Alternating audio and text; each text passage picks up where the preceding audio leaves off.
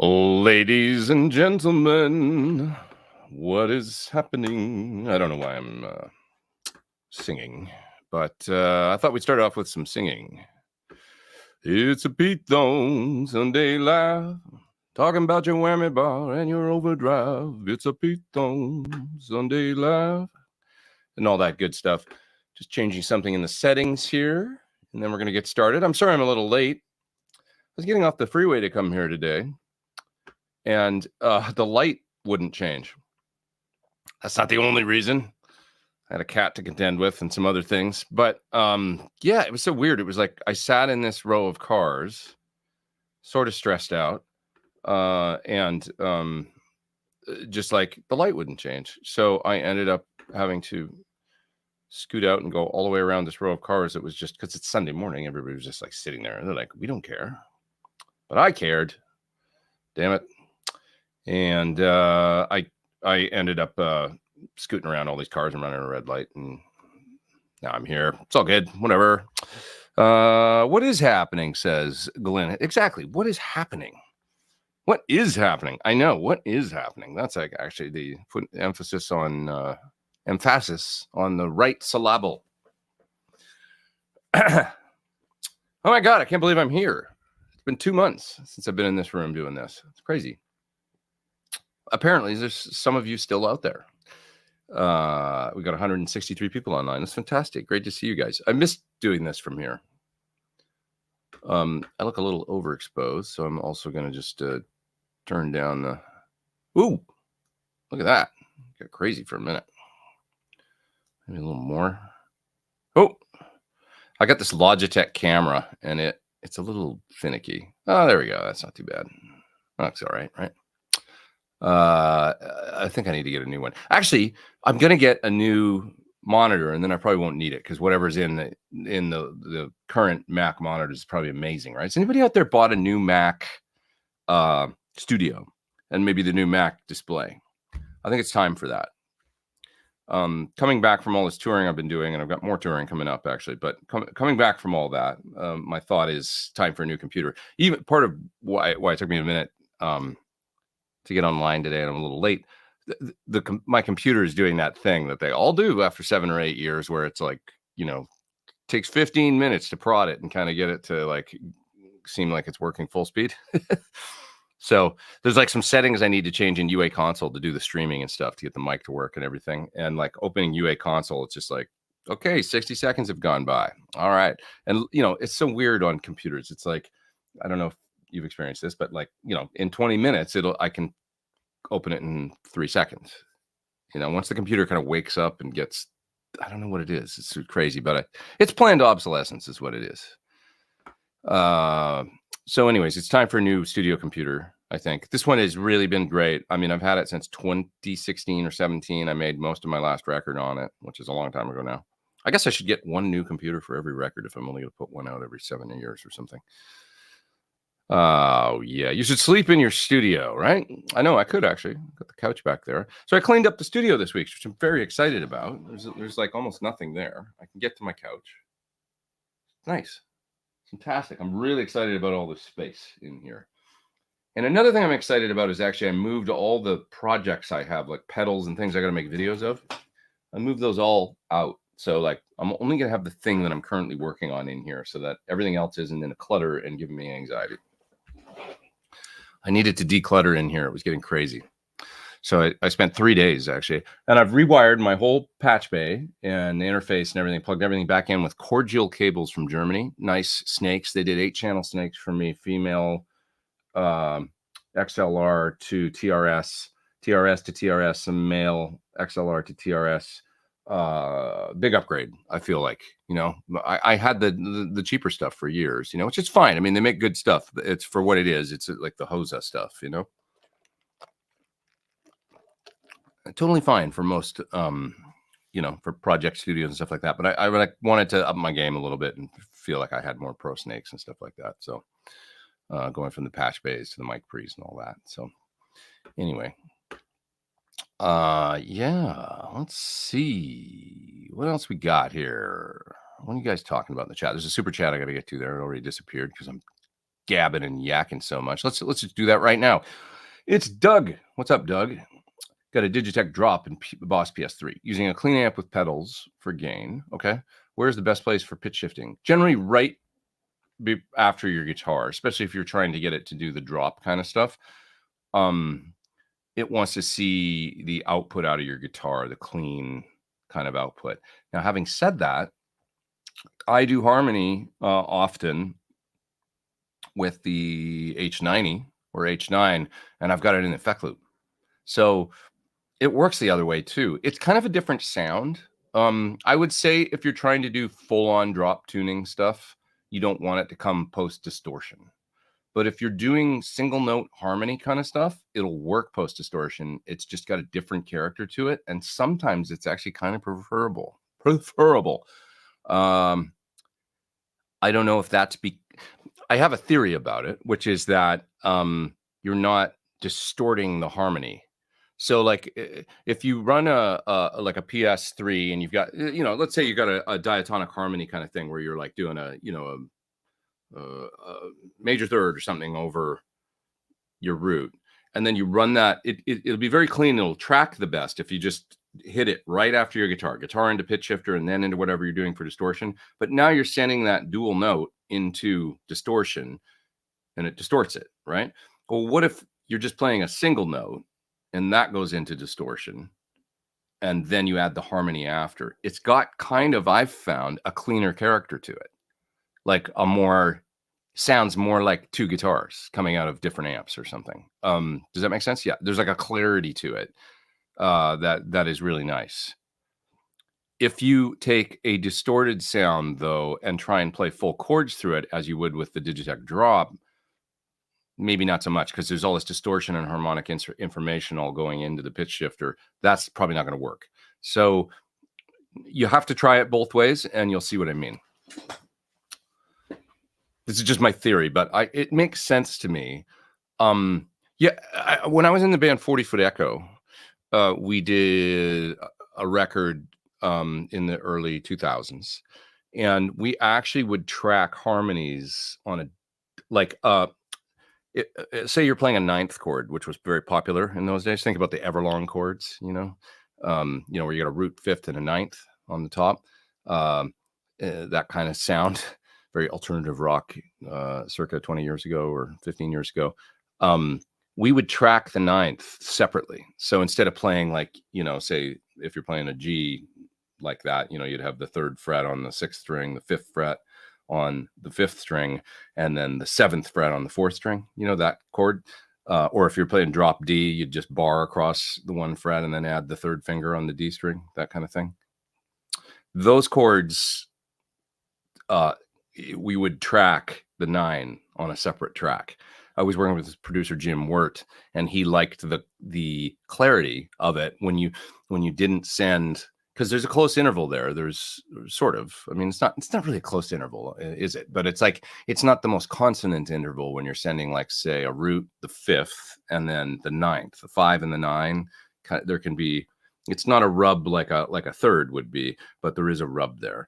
And it's amazing what happens if you try tracking that 9 on a separate track and then you blend it in. So it just had this very clear sound to it. And Jim Wirt, the producer, had a theory that it was because of speakers and distortion and guitar speakers that can't reproduce all that information with that kind of clarity. But if you send them to their own tracks, they're not fighting one another in the amplifier and in the speaker to reproduce. I don't know. It kind of makes sense if you think about it, and then it'll come out really clear. I think that's kind of the same thing to some degree that happens when you put the harmonizer post distortion and then you play a single note and add, say, a major third and maybe a fifth on top. It can sound more like a layered harmony a la Brian May. Or I was listening yesterday to a version of We Play Crazy on You with Classic Rock Show. And there's a guitar harmony in it at the end, the solo in the last chorus that comes in halfway through. And I figured out a way to play it. You can, if you Google Classic Rock Show Crazy on You, you can see me do it. I figured out a way to play it. I need 2 different harmony patches because it's not always a third.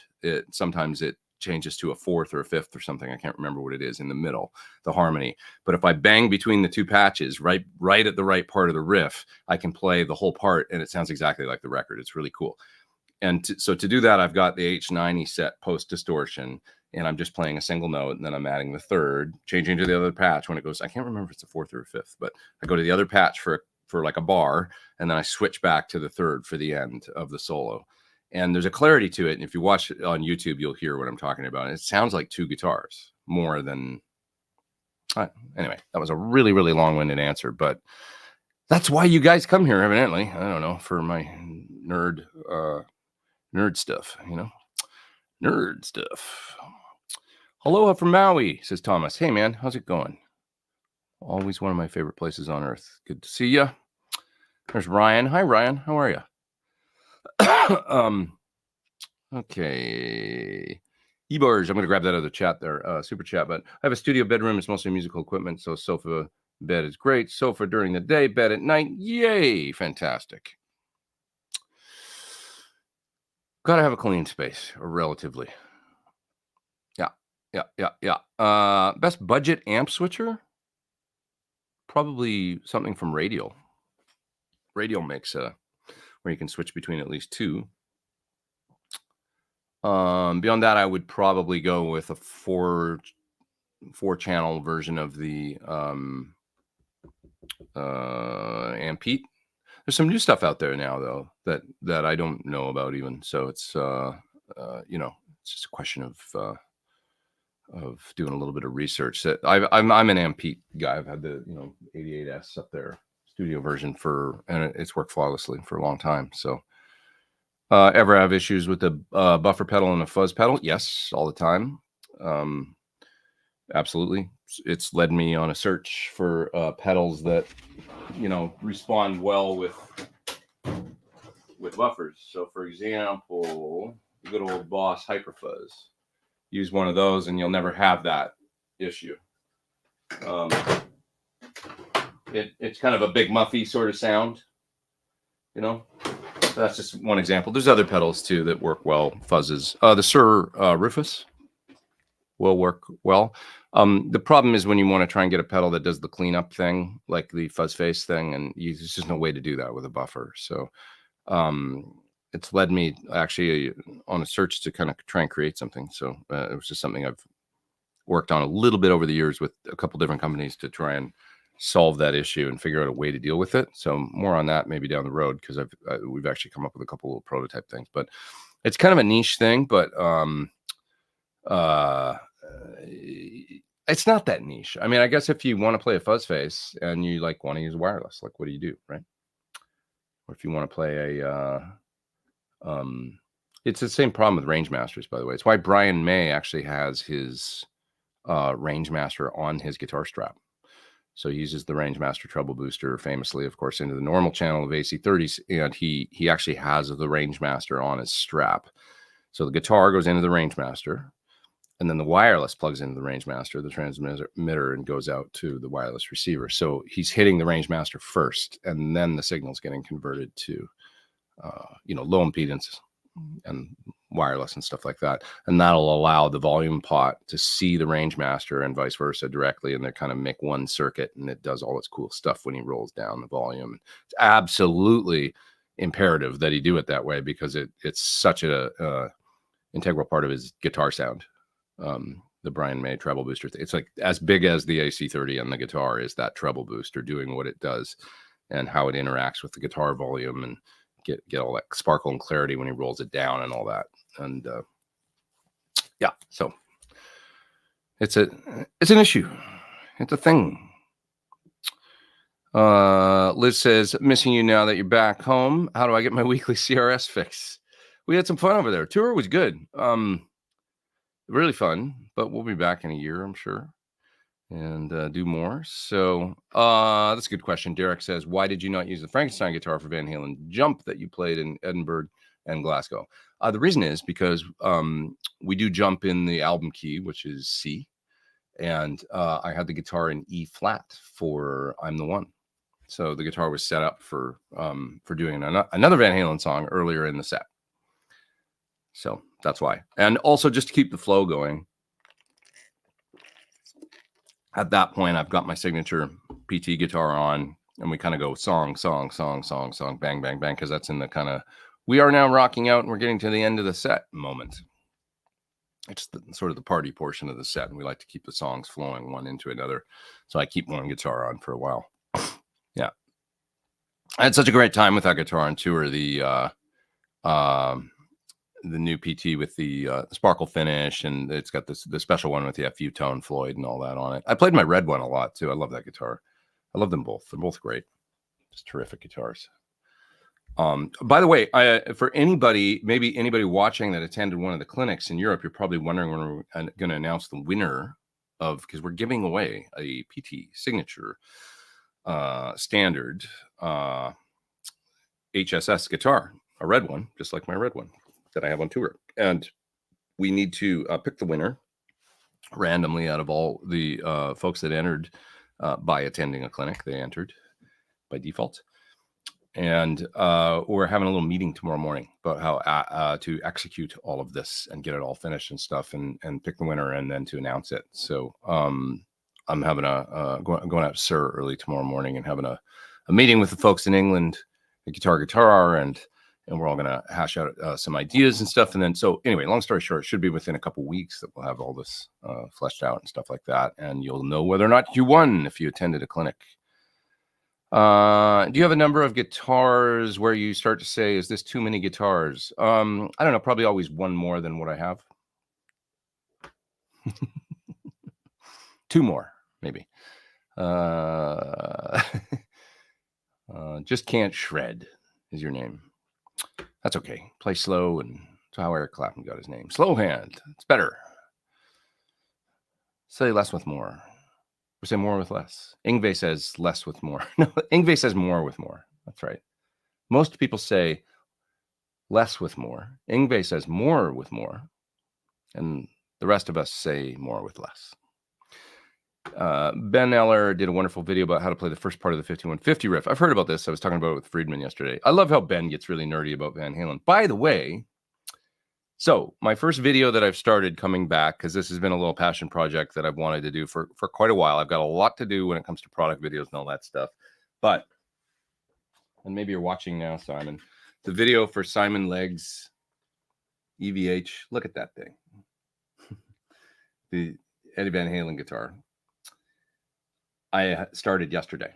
So I'm finally making the video about this guitar and the story behind it, and also just kind of a historical video about these guitars in particular and how they came about, this era of Van Halen, which 1990 through 95, basically, there was about 6,000 of these produced by Ernie Ball Music Band. And I've done some research and looked into the kind of the origins of the guitar and that time period and what they were going for and all that good stuff. And I've assembled a bunch of clips and stuff all into a Final Cut library. And now I got to film some stuff. And so I'll be working on that over the next few days here and stuff. But it's been a little passion project. So yesterday I started learning some licks for the video because I want to play a little bit in the video. And I started learning Runaround, which is, I think, my favorite song off of the Unlawful Carnal Knowledge album. And God, what a great guitar sound it is. I mean, it's drenched in Eventide, but it's so clear. And that album sounded so good. It was such a departure for Van Halen with Andy Johns producing. And there's real bass on that record. It's really like prominent. Adding to the real bass, there's a lot of baritone. Eddie played baritone on a lot. So I love that he was experimenting. There's a lot of neck pickup. There's a lot of middle position. There's a lot of like the solo on that song is neck pickup on Runaround, and not all of it, but part of it is neck pickup, and then wah-wah. It's like stuff that you hadn't heard from him before so much, and just the neat tone on the main riff. And it's such a great riff, and I went through and started learning it. And so I'm always endlessly amazed by Eddie Van Halen and I'd never learned it. I'd never learned that lick, so I was going through and kind of, maybe I'll teach it a little bit in the video. That might be a nice little, kind of like Ben did, a little dissection of because it's really intricate. It's quite, the whole front half up to the solo is quite structured for Van Halen. There's not a lot of like little, riffs and things and playing things different, and it's actually quite verbatim, like all the way up till the solo, the rhythm lick, and it's really a nicely constructed, like, cool guitar riff with such a great sound, and it's actually really fun to play. So anyways, watch out for that video coming pretty soon. And yeah. All right. So Jay, amazing show in Helsinki. Thank you. We had so much fun in Helsinki. That would have been the last gig of the tour, and also I haven't done a Sunday Live or a live since then. So our first time playing in Helsinki in Finland, only our third European show with this band. And all the Europe shows, the Netherlands and I mean, Helsinki's technically, I mean, it's, I guess we would consider it Scandinavia, but anyways, I'm lumping it in with Europe for the reason of basically it's the first time traveling outside of the UK and playing anywhere else, kind of, that was close to the UK but not the UK. So 2 shows in the Netherlands and then 1 in Finland and Helsinki, and it was so much fun, and all 3 of those shows were sold out, so it's awesome. Bodes well. I love the UK, but it's nice to get to some other places and play too. So traditionally this band, we've played like 30 to 35 shows, I think, or so, all in the UK. This year it was it 27 in the UK and then 3 in Europe, and so I think that's what we did. And moving into some bigger venues in the UK. So instead of doing double nights in smaller venues, it was a single night in a bigger venue like we did in Birmingham and stuff. So I think that's a nice way to go. Like even like maybe doing 20 in the UK in really nice venues, and then 20 in Europe would be the goal, I think, or something. I think that'd be fantastic. Belgium, Netherlands, Sweden, Norway. There's a lot of demand. A lot of people came from Norway to Finland. Talked to a lot of people that had made the trip. So there seems to be a demand in Norway for the group. So anyways, but you did have a question. I didn't answer it. Can you tell us what's on the in-ear monitors? I have a mix in my in-ears, really. So it's a full band mix. And then you're saying, is there click track? Yeah, there's click. So some things that we're playing to video, where there's video synced in our band, that all has to be to a click because the video has to line up with the band. So not everything's to a click, but some things are. And I traditionally don't like listening to the clicks, so I wear the in-ears as little as possible. I mean, I could wear them the whole show, but I have more fun when I don't. So I put them in for example, the beginning of a song like "Wish You Were Here." There's the whole intro with the tuning the radio dial thing, and then the radio sounding guitar that comes in that I play. That's all filtered and everything. That has to be, I have to be listening to a click for that because I'm locked into, for the sync and everything. Owner of a Lonely Heart we were doing, and that is also on a click. The drummer's not giving me a count for that. So, whatever, there's a little drum fill at the beginning. That, though, I actually experimented a couple times with, like, I think I know this song well enough and can feel it where I don't need the click to count me in. So I would just listen to the sampled drum fill on the intro and then come in, and I kind of nailed it every time. You can tend to get a little out of sync because James and I are playing the guitars together. So sometimes I put just the ear in and hear the click in my right ear just through the intro.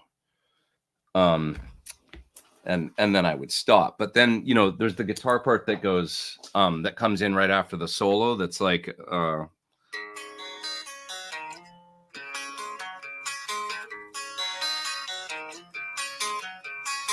that part. Can you hear that? Probably not. I don't know, but.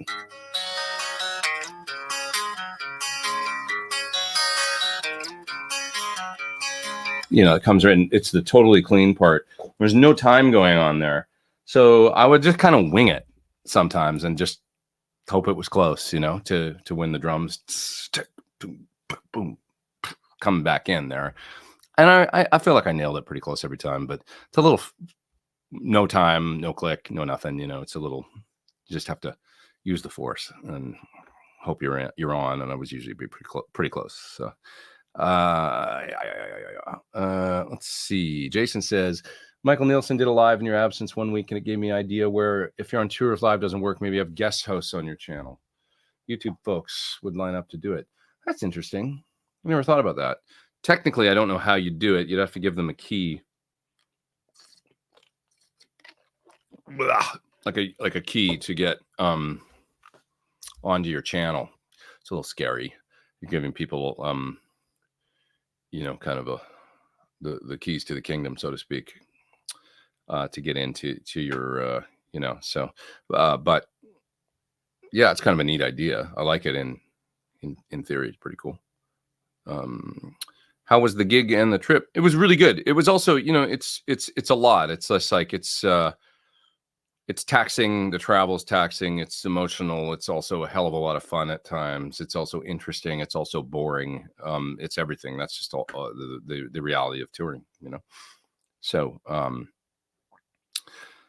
I saw Mr. John Sykes yesterday. That was really cool. He's a sweet guy. I really like him, and I was big fan growing up and stuff. So it's always nice to see him. And we were talking a little bit about England and touring and stuff, especially in the winter. And he's like, "Oh yeah, how was that? Like, oh, this cold, dreary, and like can be depressing in the hotels and stuff." And we just came back to the old. Used to hear Rush and different bands as I was growing up. They'd always say like, "Well, I love the 2 hours of the day on stage, and then the other 22 are and so if you enjoy touring and you enjoy travel and food, and there can be some great moments and it can be really fun, but sort of without fail, there's always the stress of I don't know. It's just like you know what I mean. Everybody's been on a trip that whether or not you're into touring, you've been on a trip where there's travel issues or weather or a bad meal in a restaurant, and then you get food poisoning or the hotel sucks or whatever all that stuff is. And so that's just touring. It's like it's all that, it's compounded, and then there's sort of no going home because you're out for a couple months. So it's a mixed bag of a role. In one day you can go anywhere from like boredom and sadness or depression or anger all the way through to elation and like just being completely like look at how cool this is, like I can't believe I get to be here. And it can be that roller coaster of I think that's the nice thing about being home is maybe it's a little more even, so it's a little more predictable and a little more even. That can get boring, I guess, too, and then you get lonely for the road, and then you want to go out and experience some of all that other, as human beings, we're so funny. We're like, and as touring musicians, we can get very I don't know. It's just it's a mixed bag. It's all life's a mixed bag, isn't it? Braxall says I have the KHE audio amp switcher and use a Stream Deck with the pictures of the amps to switch between amps and cabs. How interesting. Oh, I love the visuals with the Stream Deck. See, I can't even imagine how you're doing that. You're beyond me, my friend. KHE audio, that's supposed to be a good amp switcher though. I just use the remote here I have this. I don't know if I can actually let me just see if I can get the cable. Yeah, for some reason it's caught on something.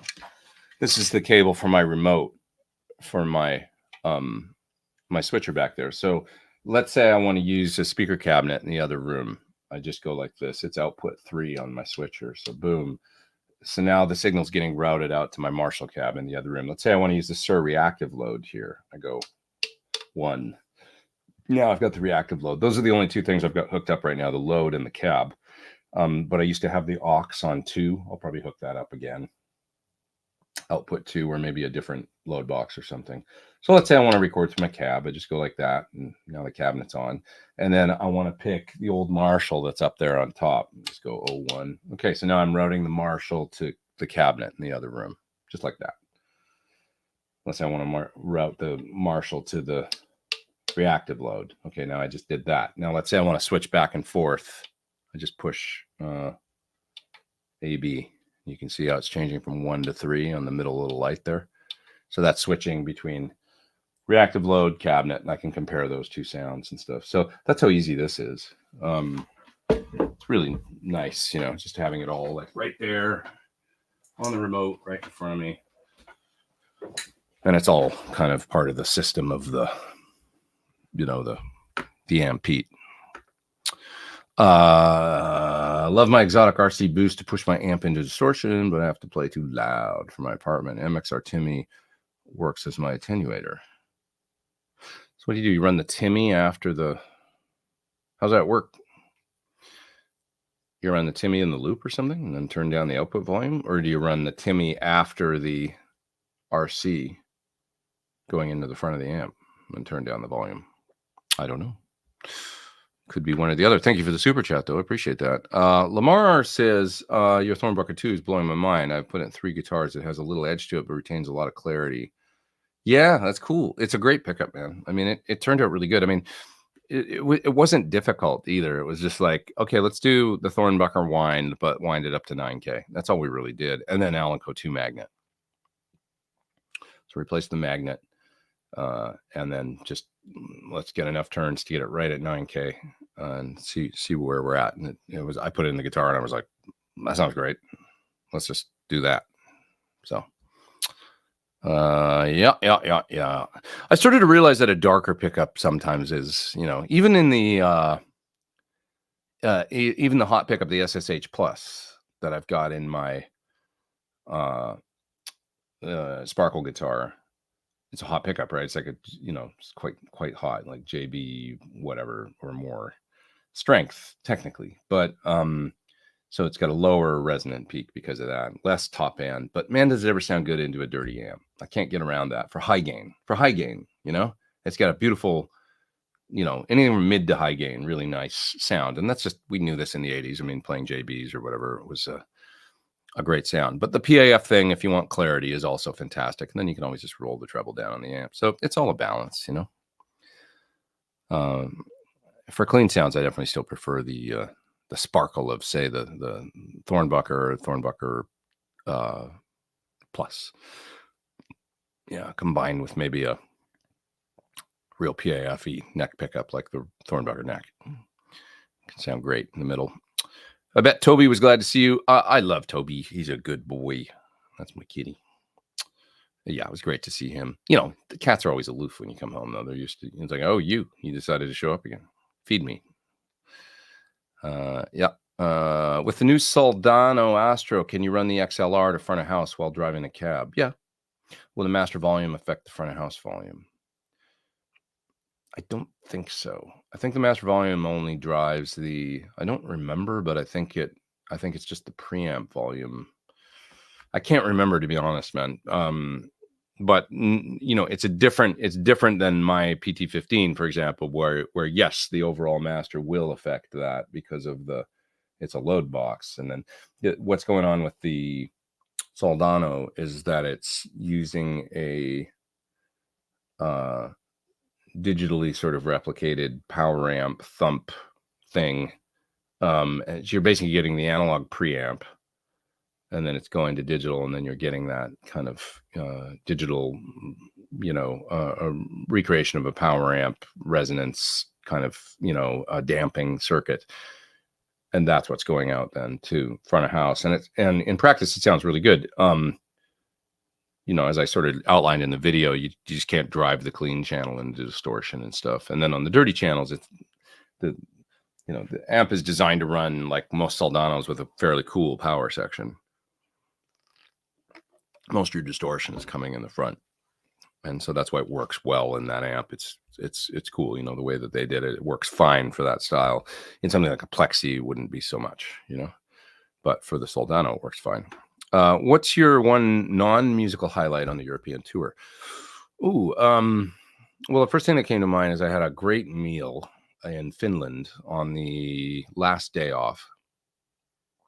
Went to a really nice restaurant called Piazza, I think, or Piazzo. And they had a set 5-course or 3-course meal and kind of mystery. You don't know what you're going to get, but it's probably going to be local and good. And I did it with wine. You could add wine pairing. So I did it with a wine pairing. And my starter course was mackerel, smoked mackerel, kind of a little smoked mackerel salad sort of situation, I guess, with a Riesling. And then the main was reindeer. with a red that was a blend of like 6 different grapes or something. It was a German red wine. I wouldn't normally order smoked mackerel and reindeer. It was all outstanding. Friggin' great. I felt elated afterwards. I felt high. It was delicious.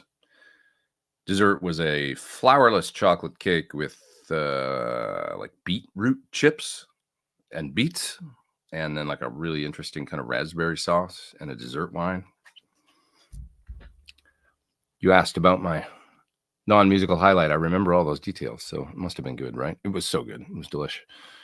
Delish! Mayang, a Run 50. Have you tried one? Any thoughts I should consider on alternatives?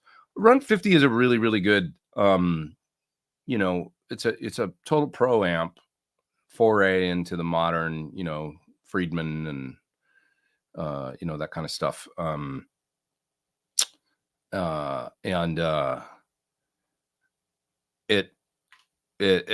think it's a great option. For another amp in that price range, I mean, you could look for a used PT15, but you want a 50 watt. That's maybe a 2-channel. That's got a great clean, dirty. Trying to think. That's got the Marshall-y thing. Has anybody got any ideas? I'm drawing a blank right now. You know, I'm not. It's maybe not like sort of the most unique sounding amp, but I was pretty impressed with the new Blackstar Mark III, I think, version of the Club 40 or whatever it's called. It's their 40 watt. I did a video on my channel. You can hear it. I took that to a gig and I actually used it on a little bar gig a while ago. There's a lot to like about that amp. It's basically a clean channel and a dirty channel with a boost that works on both sides. So you can have 4 levels of gain kind of out of it. Got a good effect loop in it. We're talking about quite, you know, inexpensive amp here. It's under $1,000, I think. I thought pretty good, man, for like, honestly, for what it is. So look at the Run 50 and then maybe also look at that little Blackstar. It's the 40 watt 2-channel Mark III version of whatever their latest, you know, I think it's called I can't remember exactly what it's called right now, but you'll find it on the, you know, they make a 112 combo version of it. Is the PT50 still on track for summer release? So we're going to talk about that tomorrow. I need to get an update, and John told me he was working on stuff on it this past week, but I want to get an update. To be honest, I would be totally happy if that amp was out by NAMM of next year. You know, if we could just work towards getting everything done and making it really awesome, and then it was to come out next January. And if they thought they could be on schedule for that, and we could all kind of agree to that, and not have anybody stressed and all that stuff, I would be happy with that at this point. So very happy. So I'm going to find out more tomorrow. I know that's probably not the answer you wanted to hear, but yeah. Please tell me a good analog chorus. By the way, how do you like the Electro-Harmonix small clone? Nice. I like Electro-Harmonix pedals. To me, always sound a little more psychedelic than, say, the MXR alternatives, which are a little more defined. So like a small clone or a small stone phaser. I loved the small stone. It had a little just more whooshy psychedelia going on than, to me, like a Phase 90, which was a little more defined sweep, a little more clear sweep. Does that make sense? So Electro-Harmonix sound a little more like diffuse or something. And the small clone is famous for, you know, I think it was used on Come As You Are, right? Wasn't it? I think. Another chorus I really like, I've always liked, that's just a simple analog and it's mono, but boy does it sound good, and I did a video for it, is this one. I've put over here a drawer that I've kind of got my main food group pedals in case I need to, that was part of my cleanup, in case I need to grab anything like a looper or a fuzz or a Phase 90 or whatever. So I got a drawer here full of stuff, and this is one of the ones that I actually put in there for an analog chorus. So this is a Providence Anodyne chorus. And I did a video years ago in my old Santa Monica studio with this very pedal. This one. That's it. And you can hear it on there. And that to me is a really, really nice, straight up, you know, just simple chorus pedal. It's beautiful sounding. What was your... Oh, I already did that. Let's see. I answered that. I better move down through the chat. Some great questions here today. This is really fun, you guys. 368 people online. Nice to see you here. Joe says, any recommendations for drive or distortion pedals to run with a high watt DR504? So many will work. Probably drive or distortion. I mean, if you're running the amp already kind of driven, I would say, how's that voice sound, by the way? I'm just making sure the level's enough. Probably bring it up a little bit, the gain. I'm going to bump the level up. Hey, hey, hey, hey, hey, hey, hey, hey, hey, hey, hey, hey, hey. I think it's probably all right, right? Nobody's complained about it, so let me know if that's too loud, but I think it should be all right. So maybe I'm just thinking like high watt, like a good MOSFET, something tough and let me take a look at my drawer. Sir Riot would probably sound great into a high watt. I'm gonna go with something like a Sir Riot, maybe a small box from Friedman, or the Dirty Shirley pedal. Another great one that I forgot about a little bit lately, but it's the Carl Martin Plexi Ranger. What a great sounding pedal that was. It's a Rangemaster style into a Marshall style drive on the pedal. I did a video for that a while ago. It's a killer sounding pedal, so that'd be really good. Probably something from Crazy Tube Circuits. That's what they've got, a MOSFET drive. I can't remember the name of it, but I like MOSFET drives for amp style, generally a lot of times into clean sounds, like a high watt, just sounds really ampy to me. Drinking coffee from Dash Coffee in Pasadena. A little iced coffee this morning. It's delish. I am pretty far back in the chat. Here's a super chat. Let's move down. Received my Metroplex Mark II. Best Plexi sounding amp I've ever played. It marries the vintage Plexi sound in a modern amp design. Beats out my Mark II 73 Super Lead. So tell me, Asheville guy, doesn't that amp have George's? It's got a circuit in it that kind of replicates driven power section, doesn't it? I'd like to know more about it if you have time to kind of type about it and tell me what you're experiencing. I know it kind of is attempting to do which is, he puts a loop in it, I think, which is, everybody's always like, why don't they put a loop in an SL68 or in, whatever? And it's like, because you kind of can't, because it sort of screws with the design and it's sort of pointless, like for a few different reasons, but basically because you're going to end up overdriving your effects.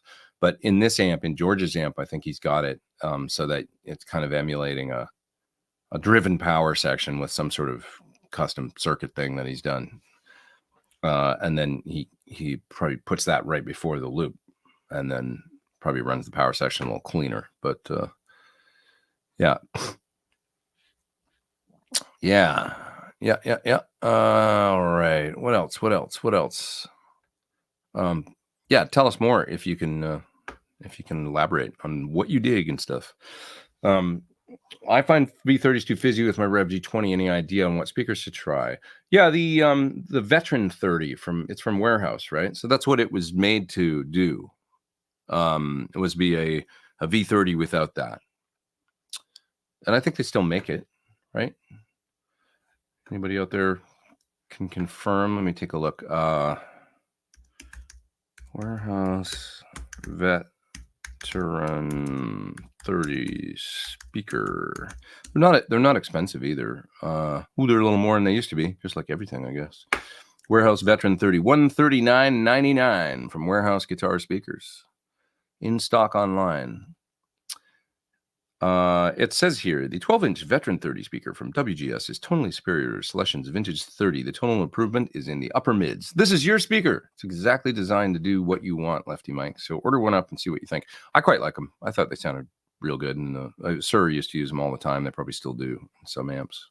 Or maybe not. I don't know. Okay, am I far back in the chat. But Andy says he used to have a Ernie Ball Music Man, the same color as this one I've got here. I loved it, but it suffered string slip off as the top E was so close to the edge of the neck. It is a narrow neck.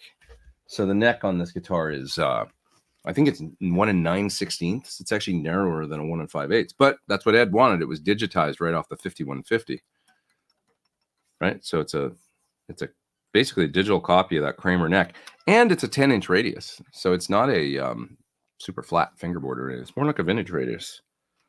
It's a smaller frets, vintage radius. Maybe not what you would think. The later Wolfgangs that I've played, over the last little while, have a much wider, maybe even 1 11/16 kind of neck on them. So I think he was always changing what he liked. Also, a flatter radius. My Wolfgang from 2008 or 9 has a flatter radius. It's not a 10, that's for sure. It's probably a compound or something. There's a super chat there. Thank you, my friend. Appreciate that. And you also asked a question: did I ever try a Splon quick rod? I didn't, but Steve Stevens used to use them a little bit, and I heard him kind of over the years and stuff. I wonder whatever happened to the Splon amps. Is that fellow still making amps or no? Not sure. Yeah. Ryan says, love that video Jenny Majura made with you in the Netherlands. Yeah, she was, I haven't seen it yet. I have to watch that. She stopped by a show in the Netherlands and stuff, so it's always good to see her. She's going to be in LA too, and we'll probably hang for a minute while she's here. And right before I got to go on tour again. Oh, another super chat from you there, my friend, asking Sam, did you ever try a quick rod? I haven't really, to be honest. I never really have heard one. So, I mean, I've heard Steve play them and stuff, and I know people liked them for a little while, but then it kind of just 10 years or so ago, I haven't really heard so much about them since maybe the late, 2000 and somethings, Yeah. Matt says, I was talking about Sykes earlier, that I got a chance to say hi to him yesterday. Still of the Night, I think, on my guitar as I was watching this podcast. Yeah, I mentioned to him that we played it on tour, and I said that solo used to beat me up every night. It's got such a ripping solo in it. You basically just have to play as fast as you can, that sent me down a little John Sykes rabbit hole yesterday, actually, and I started watching. There's a great Japan 1984 Whitesnake show on YouTube. It's really good. And the thing that John had so much of in spades, it's kind of like Jimmy Page, is that he just dug in and went for it. Like when he played, it was like ferocious. You know what I mean?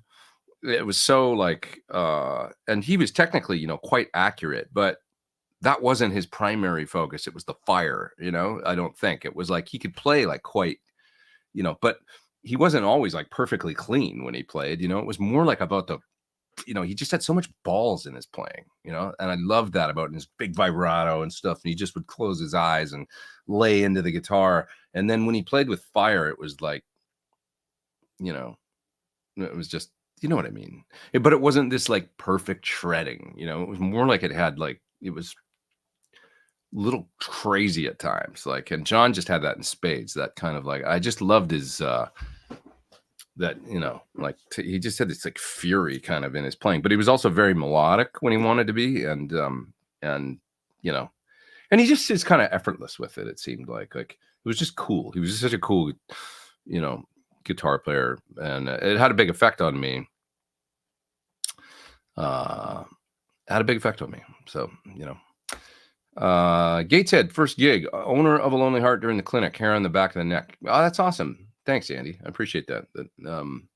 I love playing that song, I think we're going to do it in the States, because we've got these US dates coming up, and it had been taken out of the set for some reason. I said to James in Finland, I said, why are we not doing that? We have to do that. I said, it's one of the best songs we play in the whole set. And furthermore, it was a hit in America. So we need to do it, and he was like, I don't want to not do it, actually. Like, I want to do it. And I'm like, well, let's just do it then, like, we play it well. Who plays it? Like, have you guys ever seen a cover band play Owner of a Lonely Heart? Henry's got all the keys, like all the samples on his keyboard. It's amazing. He plays all this. None of it's on track. It's like, we're doing it all. And it's like, we should do that. Like, let's not stop doing that. It's too cool. So anyways, I think we are going to do it. Yeah. All right. What else? else we got here?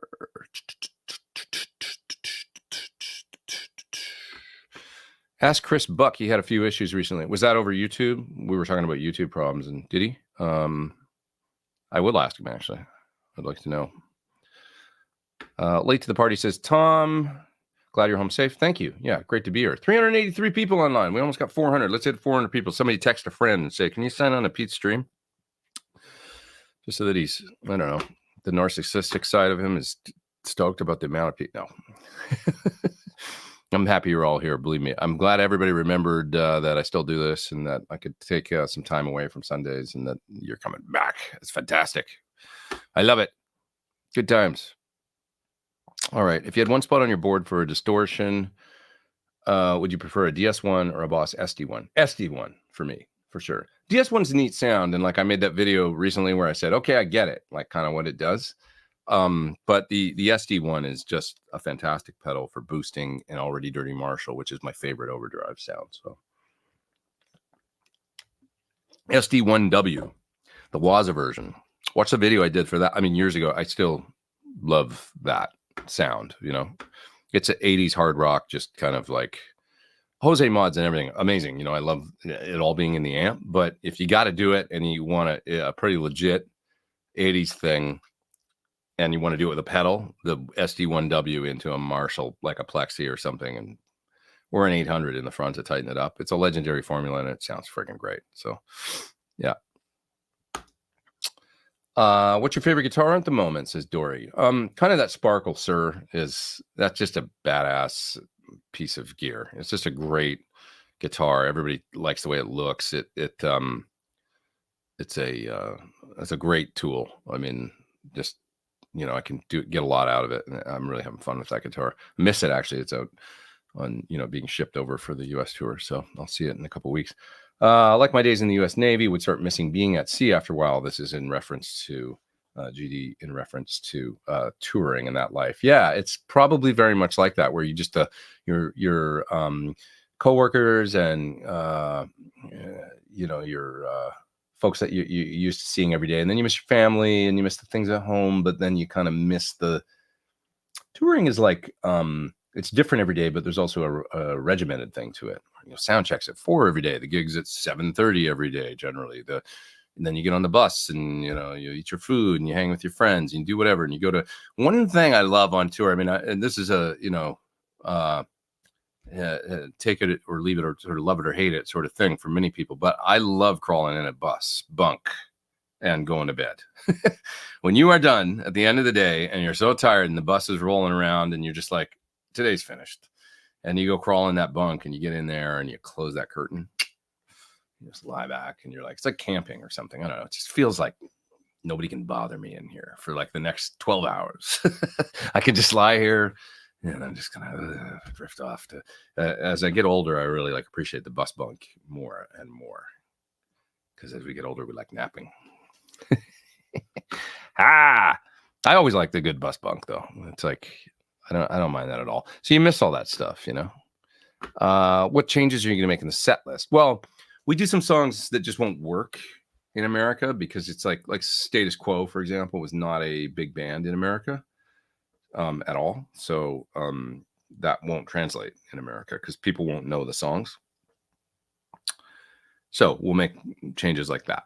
Add you know, there's bands in America that maybe weren't as big in England, you know, as they are in America. Journey is one, actually, that's like, I mean, they're huge worldwide, but they were bigger in America than probably, you know, they're just a massive band in America. So, you know, you can play Journey over there and people like it, but it's a quintessentially kind of American band, I think. Foreigner is kind of another one that, no question, Foreigner goes over great in America. Other places, you know, yeah, they play. I mean, I remember hanging out with Foreigner in Germany, the modern version of Foreigner, you know, with Kelly and all that, because we were playing the same bill as them or something and all staying at a Hyatt or something in Hamburg. And I remember having a drink with all those guys. I mean, they obviously tour all over the world and do well, but quintessentially kind of American rock band too, I think, you know. So in America, you can definitely play their music and stuff. And there's just some bands, like I say, like Status Quo, it's not going to go over in America. Doesn't mean it's not great. It's awesome. It just didn't, they just didn't have hits or whatever, like they did in the UK and in Europe and stuff. Okay, here's another super chat. Ken says, you introduced me to IRs and I've been enjoying them, using them ever since, still using Mix IR3. Awesome. Looking to update. What's the latest, greatest? Man, if it works for you, don't worry about it. Just stick with what you got. That's my awesome advice for you. You don't have to spend any more money. How great. Mix IR3 is something that I actually own it, but I haven't gotten into it because it was a little daunting as far as setting it up and stuff. I know Lincoln Brewster's got something to do with it. And we were having a back and forth about it, talking about it, because he's part of the company or something. But anyways, I say use what you have, man. If it works, it's the same. You're not really getting, like when we talk about IR tech, it's like if it works good, just use it. Zilla is great. To get good drums, IR loader plugin. I use it sometimes, but it's basically they're just loaders for IRs. So it's like, if you're happy with Mix IR3, don't learn something new. Let's see. There was another. Oh, there's a fellow from Poland. R2D2. What's up, man? Greeting from Poland. Bought your Inca Silver Signature S. Here's one right here. Inca Silver. There she is. Oh, they're beautiful. I love these things. Look at that thing. What a color. Oh, my goodness. Come on now. I've got my red one out and my Sparkle Black one. Like I say, still on the way back. So I'm playing that one while I'm here. Yeah. In the studio. When is John Sir going to make that dark charcoal guitar so I can buy it? More on that soon. Actually, we're talking about that tomorrow at my little meeting I'm having out there. It's one of the things on the agenda. But you will be able to. That is the thing. I have Sir pickups in my guitar. Doug Alderson, the bridge, SSV, and the neck. Great combo. Awesome. Yeah. Any downside to a super distortion in the bridge of a Super Strat? Not if you like it. They're a little one-trick pony, but it's a cool trick. It's a great big fat. It's more high end. They're more cutting usually. Big bottom end on a ceramic magnet pickup. It's a little less mid-range sweet and a little more big full range distortion. That's what you get out of a super distortion. A little more Van Halen 1. Think the tone difference between Van Halen 1 and Van Halen 2. And that's the difference between ceramic and more Alnico. I can't prove that that's true, but that's the way that I hear it. So if I plug in a super distortion guitar into an old Marshall, it's more Van Halen 1. If I plug in a PAF guitar, Strat or whatever, into an old Marshall, it's more Van Halen 2. That's what I think. Yeah. That is what I think. Are you going to do clinics in the U.S. shows? I don't know. I'll talk about that with the guys tomorrow. There's a lot on the plate right now, kind of, and even just before I go out on tour, and there's a lot to just sort of contend with the tour being the first U.S. run, and maybe I'm sort of leaning towards maybe not this year, only because it's just a lot to think about. Like we haven't, even just getting the set together, like we are going to do a little bit of different stuff in the States, and we got to do that. And there's a lot to just kind of contend with and think about before we head out.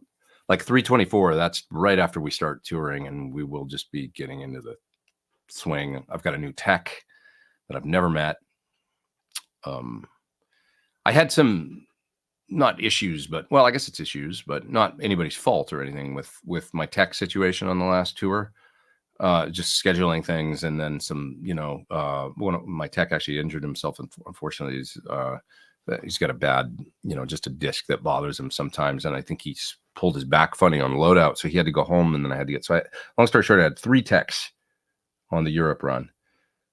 And now I'm going to have a new one in America. So it's just kind of like, there's a lot to think about and just kind of contend with. And I just sort of want to, play music. And so the thought of actually taking on now, sorting out clinics with only a few weeks to go before the gigs start, I kind of don't think it's going to happen, but maybe next time.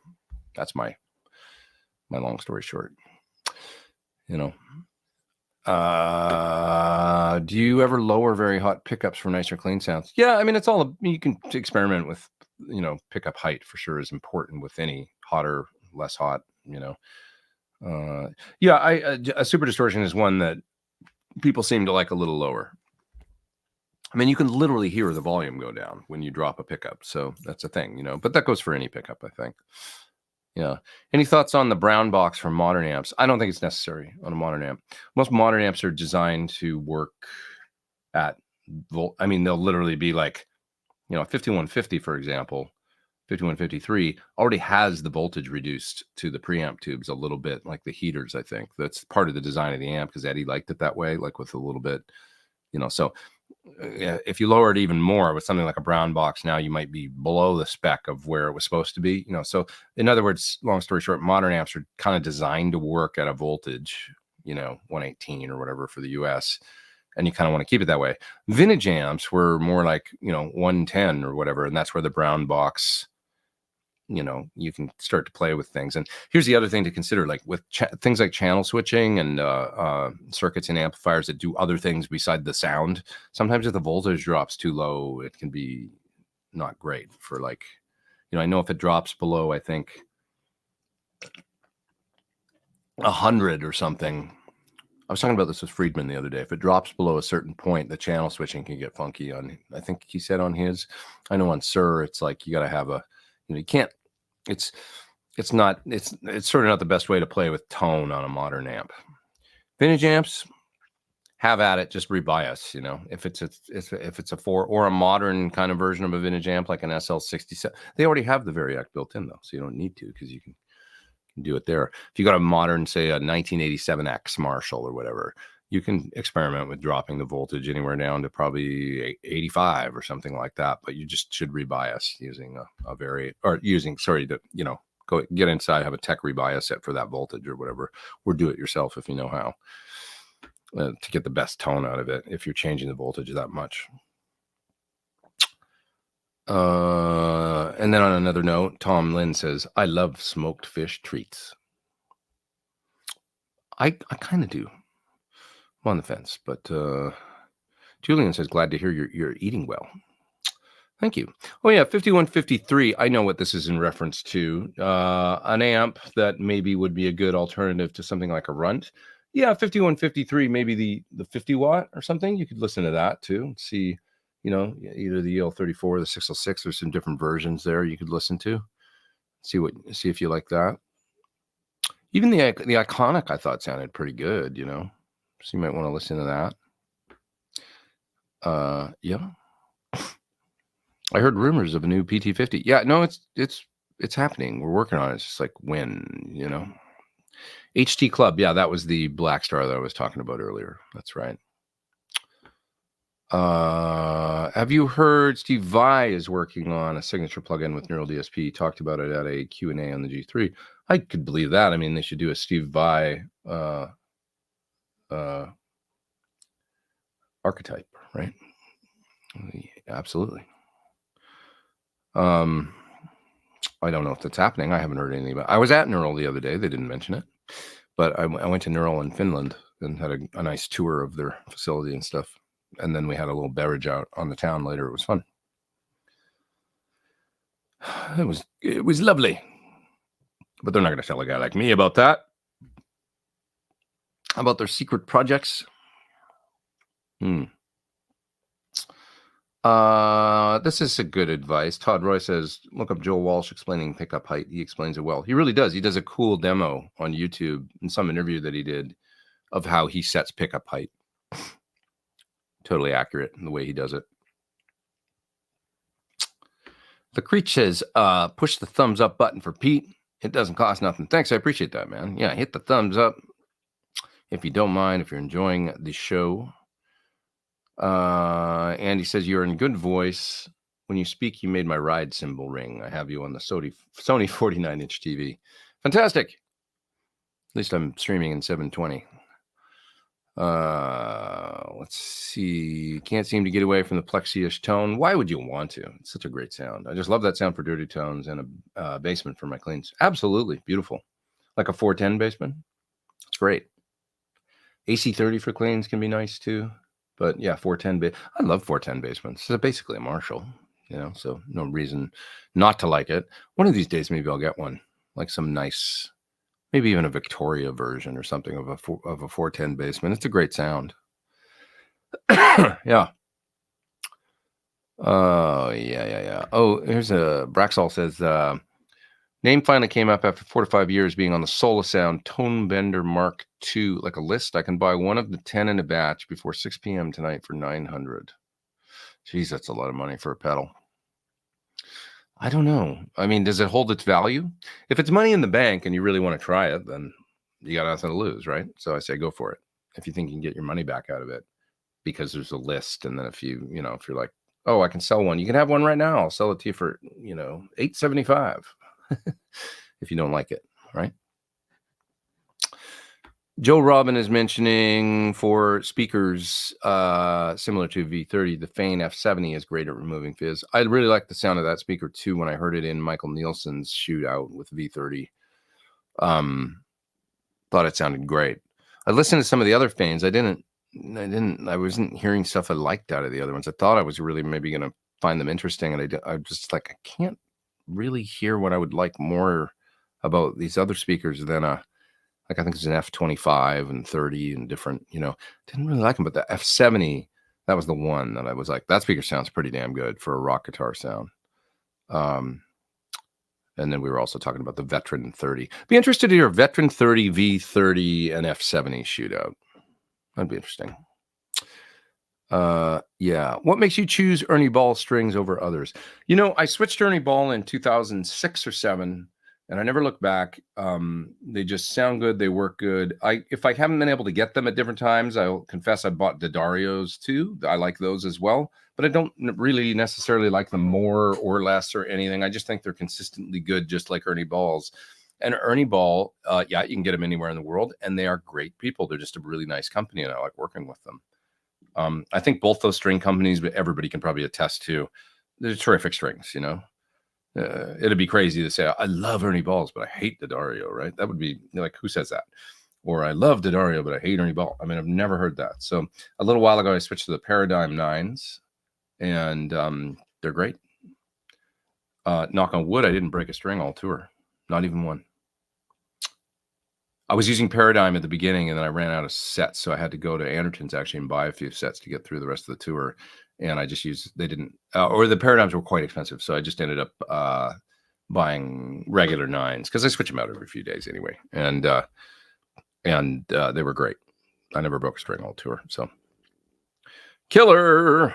Do you have a preference for treble bleed values? Whatever Sir does, I like.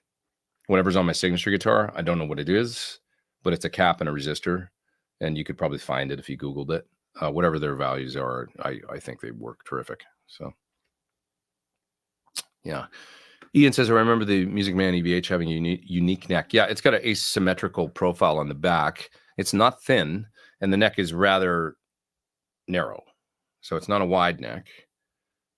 It's got a kind of a round profile to it that's asymmetrical going up. Yeah. Splon is still going, says Joe. Yeah, I just haven't heard about them that much in the last few years, but it could be down to me too. Like I don't spend as much time on the gear page and stuff as I used to. So maybe I'm just not seeing it or hearing about it there, Yeah. Yeah. Okay.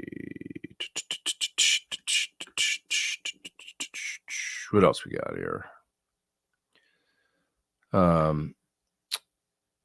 I'm just looking through the chat. Matt says, talking about Sykes, his playing was great in Blue Murder and Thin Lizzy as well. Yeah, the first time I became aware of John would have been Thin Lizzy. My sister was a really big Thin Lizzy fan. And the Thin Lizzy, much like sort of the version of Yes that I knew first was the Trevor Rabin version, just because of my age. The version of Thin Lizzy that I became aware of and I thought of as, oh, this is Thin Lizzy, was the Sykes incarnation of Thin Lizzy, Thunder and Lightning. It was like the more metal Thin Lizzy, and I liked it, and it was great. And then you dig in a little bit and you go back and you start to realize, oh, there's been a lot of guitar players in this band. and the different styles and how deep Thin Lizzy is. Actually, it's such a unique band, such a cool band, and just sort of Phil, just what a character, like, and really unique songwriter, and just really interesting. But my first introduction to them would have been Cold Sweat and stuff, and that was just like, it sounded so cool to me, just that riff. It's like Slides, and when I'm talking about the fire and stuff and the solo in that song, if you know the song I'm talking about. Plus, like I always say, it's one of the only great songs about gambling ever written. Sin City and Cold Sweat are like two amazing rock songs that are, the gambling as a subject. I find it interesting. Everybody writes love songs, or they write about cars, or they write about whatever they write about, but not too many people wrote about gambling. Not that I like gambling, but I mean, I just found it interesting that there was rock songs about something else besides, drugs and alcohol and girls and whatever. Oh, gambling. There's another one. There's another vice that you can write about. You have so many great guitars. Love your 335 and your DG, says Sonic Blue 1922. What are your thoughts on Juniors and Jazz Masters? Yeah, I know. Never seen you playing either. Hey, I'm with you. I almost bought a 65 Jazz Master in the 90s. Under the bed guitar that was just beautiful. One owner guitar. It was in a guitar store in Monrovia, California, here, not far from Pasadena. And it was $1,500. Minty 65 Jazz Master. And I loved it. I remember going to the store and seeing it, and the owner being like, I got this cool, I think he had it in the case, and he pulled it out. Check this out. And he's like, somebody had this under the bed for however many years, and it was just a great guitar. And I remember playing, going, man, I don't know anything about these really, but this is cool, and I should get this. And then I just didn't. In the 90s, $1,500 might as well have been, $10,000 to me. So I didn't get it, but I was close to trying. I was trying to figure it out, and then I just didn't figure it out. And now that guitar, I mean, they're still not crazy money. You can get a vintage Jazz Master for much less than a Strat or something. Juniors. It's funny because I thought I was going to look back at the computer right now and see that you've written Jaguar, but you wrote Junior. That's just how the mind plays tricks, putting Jazz Masters and Jaguars together. A Jaguar I would love as well. Just because it's the 24, it's the weird Fender 24 3/4 scale, and it's just a unique guitar. So I'd love to have one Jazz Master, one Jaguar, but now you're talking Juniors. I'd love a great Junior, and it can be an SG Junior, to be honest, or an SG Special. But one of these days I'll get a great SG. It's not like I haven't looked. Another great guitar I found in the 90s was an SG Junior that was probably a 63 or something. It was in a store in Pasadena. It was $500. I clearly remember that. Killer SG Junior. That guitar would now be, I mean, they're like, even a cheap one is like $6,000 now, right, or something. So it's so crazy what, but anyways, I'll find one day. I kind of like I'm not really a double cut Les Paul Junior guy. A lot of people have, like, Sir's got a great double cut 59 Les Paul Junior, really cool. He's a big Leslie West fan. He loves Juniors, but I'm a single cut, like a 57 Junior, single cut. That'd be really cool. Or an SG. I think I would get like a Tobacco Sunburst, or whatever they call it, the yellow to black or whatever, single cut Junior from the 50s, or it would be a killer SG Junior with a nice wide flat neck. Either one of those, or a special. I always say Jim Siebel from Scumbag, he's got this special that he should sell me. It's great. Doesn't have original pickups. It's got WGS or whatever, or is that right? No, that's Warehouse Guitar Speakers. What WCR pickups in it, but it sounded killer. And I played it in the SL68 video that I did way back over 10 years ago. 2011 or something. I made a video for the SL68 when it first came out, and you can see Jim's SG Special in there. I think I played the Cult on it. Great guitar. I love the neck on it. One of the easiest playing necks I've heard. Simon, there you are, bud. Welcome home. Will the CRS set list be different for the US? So will you be maintaining the status quo? I see what you did there. I see what you did. I love your cat, by the way, and your avatar, cat and the guitar. So I already kind of addressed that, though, that we are going to switch it up a little bit. And here's your so Simon, I started the video yesterday for the story of your axe here. And I'm working on it. So, and I actually had a great time yesterday playing this guitar and playing some Van Halen and some Unlawful Carnal Knowledge era Van Halen and stuff, and getting a sound. And I'm trying to decide actually in this video what to play through. And because I've got this great quad cortex patch that's my SL68 captured, and then with pitch shifting and a little delay, and it sounds awesome. And I sort of feel like I'm almost cheating but it does sound so good. It's like, well, maybe I don't need to do any more than I'll just use this patch in the video. Who cares? It's really about the guitar. It's not about the, but I'm such an amp. I got all these amps here, so maybe I should use an amp. But I love the quad as well. Conflicted. There's another super chat there. Who's that? That's Ron the Guitar Collector. Have you seen that Grover Jackson's partnering with Rocket and making a limited run of guitars? That's interesting. I don't really know Grover, which is funny. I may have met him once, but I don't think so, actually. Maybe at the NAMM show. I should have met Grover by now, but I just haven't. But Rocket is a great company. Of course, I'm a big fan of the Archer, and that's awesome. Awesome for both of them. I'm learning things here too. I didn't know that. Are you using any modelers on your tour?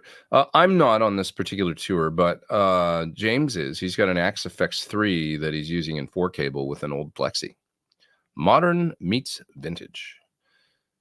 So he uses the Axe for his effects. And he's using a Waza tube amp expander to incorporate the loop so that he can run the post effects of the Axe effects in the loop. Sounds really good. No ground loops, clean, lots of tones to be had. It's an amazing 1 amp sound. You can do so much. So it's pretty cool. I really like this post. What a great community. Love of guitars and nerding out on gear. Absolutely. Whack job. 100%. We got 399 people online, almost 400. But yeah, I love this community, and it's healing. And it's there we go, 407. We just turned over to 407. It says we got online. It's fantastic, man. We have a good time here every week, and I have no intention of ever stopping doing this. I'll have to someday, because all things come to an end, but it ain't anytime soon. Like Jimmy Page said, we're just trying to keep that day far, far away and out of sight. Stacking the SD1 into the DS1, says Hobo Roadie, was one of the things that blew my mind about Joe Satriani back in the day. Only he and Robbie Dunbar had 3 pedals on the floor. DS1 was a Steve Vai thing too. DS1 he used it for solos, and so did Joe. Yeah, I wonder if Steve got it from Joe, because Steve used to take guitar lessons from Joe. And the DS1 was out from '79 or something. So I wonder, but. Interesting, I mean, there wasn't that many boxes out back then, so it was like you used what you could get, and, is that Lion pedal a great pedal? This is the UA Lion. It's their Marshall amp sim pedal. Can it replace an amp? Reason I ask is I have a 6505 Plus from PV that is great, but has no clean tone. Can the Lion directly into the PA approximate an EVH sound? I mean, it's pretty darn good if you listen to the video I did with it. I did a clip of Mean Street. It's pretty rocking, man. As far as a direct solution that's not a, like I say, I mean, I've got a great sound going in my quad cortex, but to do that, I captured and did all the stuff, The Lion is pretty great. I mean, it's kind of amazing what you can pack into DSP and into a pedal, into a PA. Is it going to be exactly the same? Well, no, because, I mean, even on the tour I just did, I was, I played some Van Halen, and having the amp and the cabinet and everything resonating on stage, and able to stick your guitar like he does into the cabinet and get feedback. And it's not the same if you don't have all that stuff, Is it close? Yeah, it's a neat, close approximation of it, and if you're recording and stuff, it's definitely, the most important thing is your hands and your fingers, having the licks down, and, the feel and the swing and all that. I did a video, with my iPhone and a Fly 3, a little Black Star practice amp, where I was jamming with, maybe it was a reel on my Instagram, recently. You can see it, you know, where I'm playing I'm the One with Rudy in the dressing room. We just do the beginning and then I talk about the Fly 3 a little bit. And somebody in the comments was like, no way that sound's coming out of that amp. No way. Like, it's like, oh, we're just jamming in the dressing room and playing, you know. It's mostly about your hands and the way you play the lick. And then if you got a good distorted kind of Marshall-ish guitar sound, that's kind of there, right? So anyways, when you say, can it replace an amp? It's like, can you exactly replicate the feeling of having an amp and a loud cabinet on stage with a direct device? No. Can you, in the PA, replicate it to the point where maybe the audience can't tell? Pretty damn close, probably, for most people, yeah. Are you going to be as happy if you don't want to play loud and you're not like a lean into the cabinet kind of loud amp on stage kind of person? You might not care, but some people, now we're getting into a whole range of different kinds of players that want different things and expect different things and that kind of thing. So it just depends on what you want. But I will say it's amazing what they've packed into that little pedal. Same as the AC30 one, man. I mean, I did a little reel or post on Instagram where I played I think Bohemian Rhapsody solo through the Ruby. And it's a killer Brian May sounding pedal, absolutely killer, you know. So they did a great job on those UA pedals. They went about it their own way. They've got a unique, unique way of doing the modeling thing and the single pedal thing, and the way they've gone at it is unique. So yeah. Let's see. That Inca silver is gorgeous. I love it. Should we look at it again? Oh, we already did it. That's my sir. It's right behind me.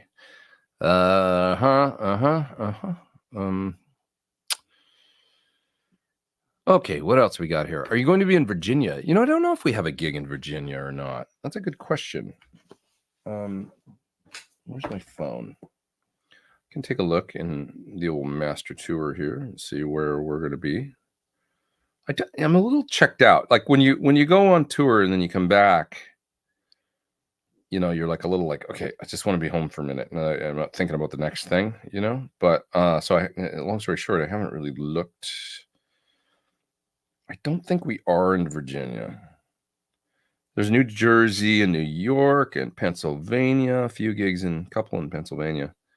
New Hampshire, Connecticut, then we're down as far as Florida and Georgia and stuff, but nothing in Virginia, unfortunately. Not this time. I'm happy we're doing gigs. I mean, I'm happy we did gigs in Europe, and I'm happy that there's some gigs in America this time around to kind of push the thing forward and try and, because eventually you never know. I mean, it could be there's 40 gigs in America or something next year, so we'll see. What's a clean amp that is as fun and satisfying as a high gain amp?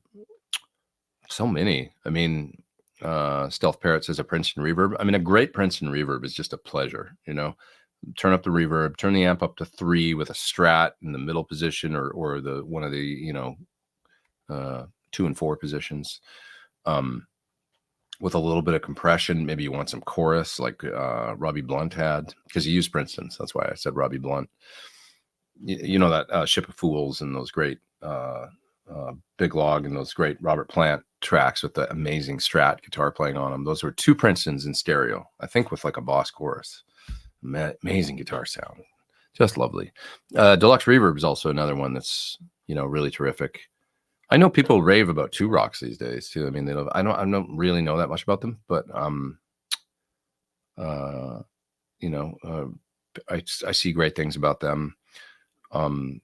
As far as Sir goes, I mean, he loved nice clean sounds. So I love the cleans that I get out of my amps, the PT100 or the PT15. I would say that the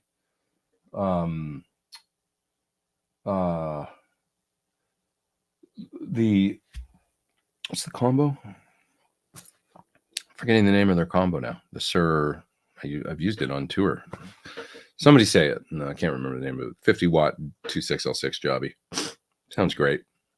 I love AC30 cleans, by the way, too. So the brighter, like an AC30 that's not necessarily Top Boost is great. they tend to drive a little more. The AC30 with the traditional just sort of AC30 before the top boost that had the brilliant, really nice for clean.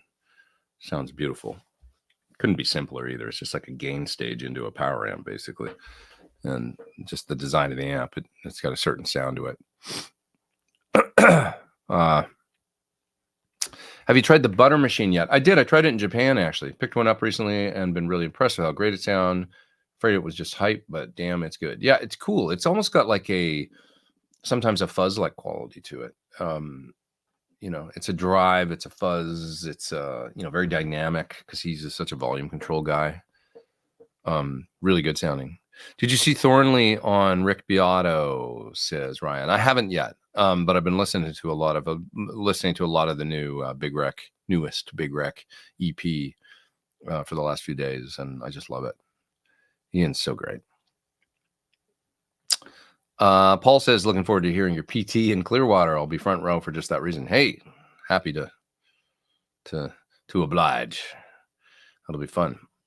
Are you using any amp modelers on your US tour? I'm not. It's all rocking tube amps. 2 412s, 200 watt heads.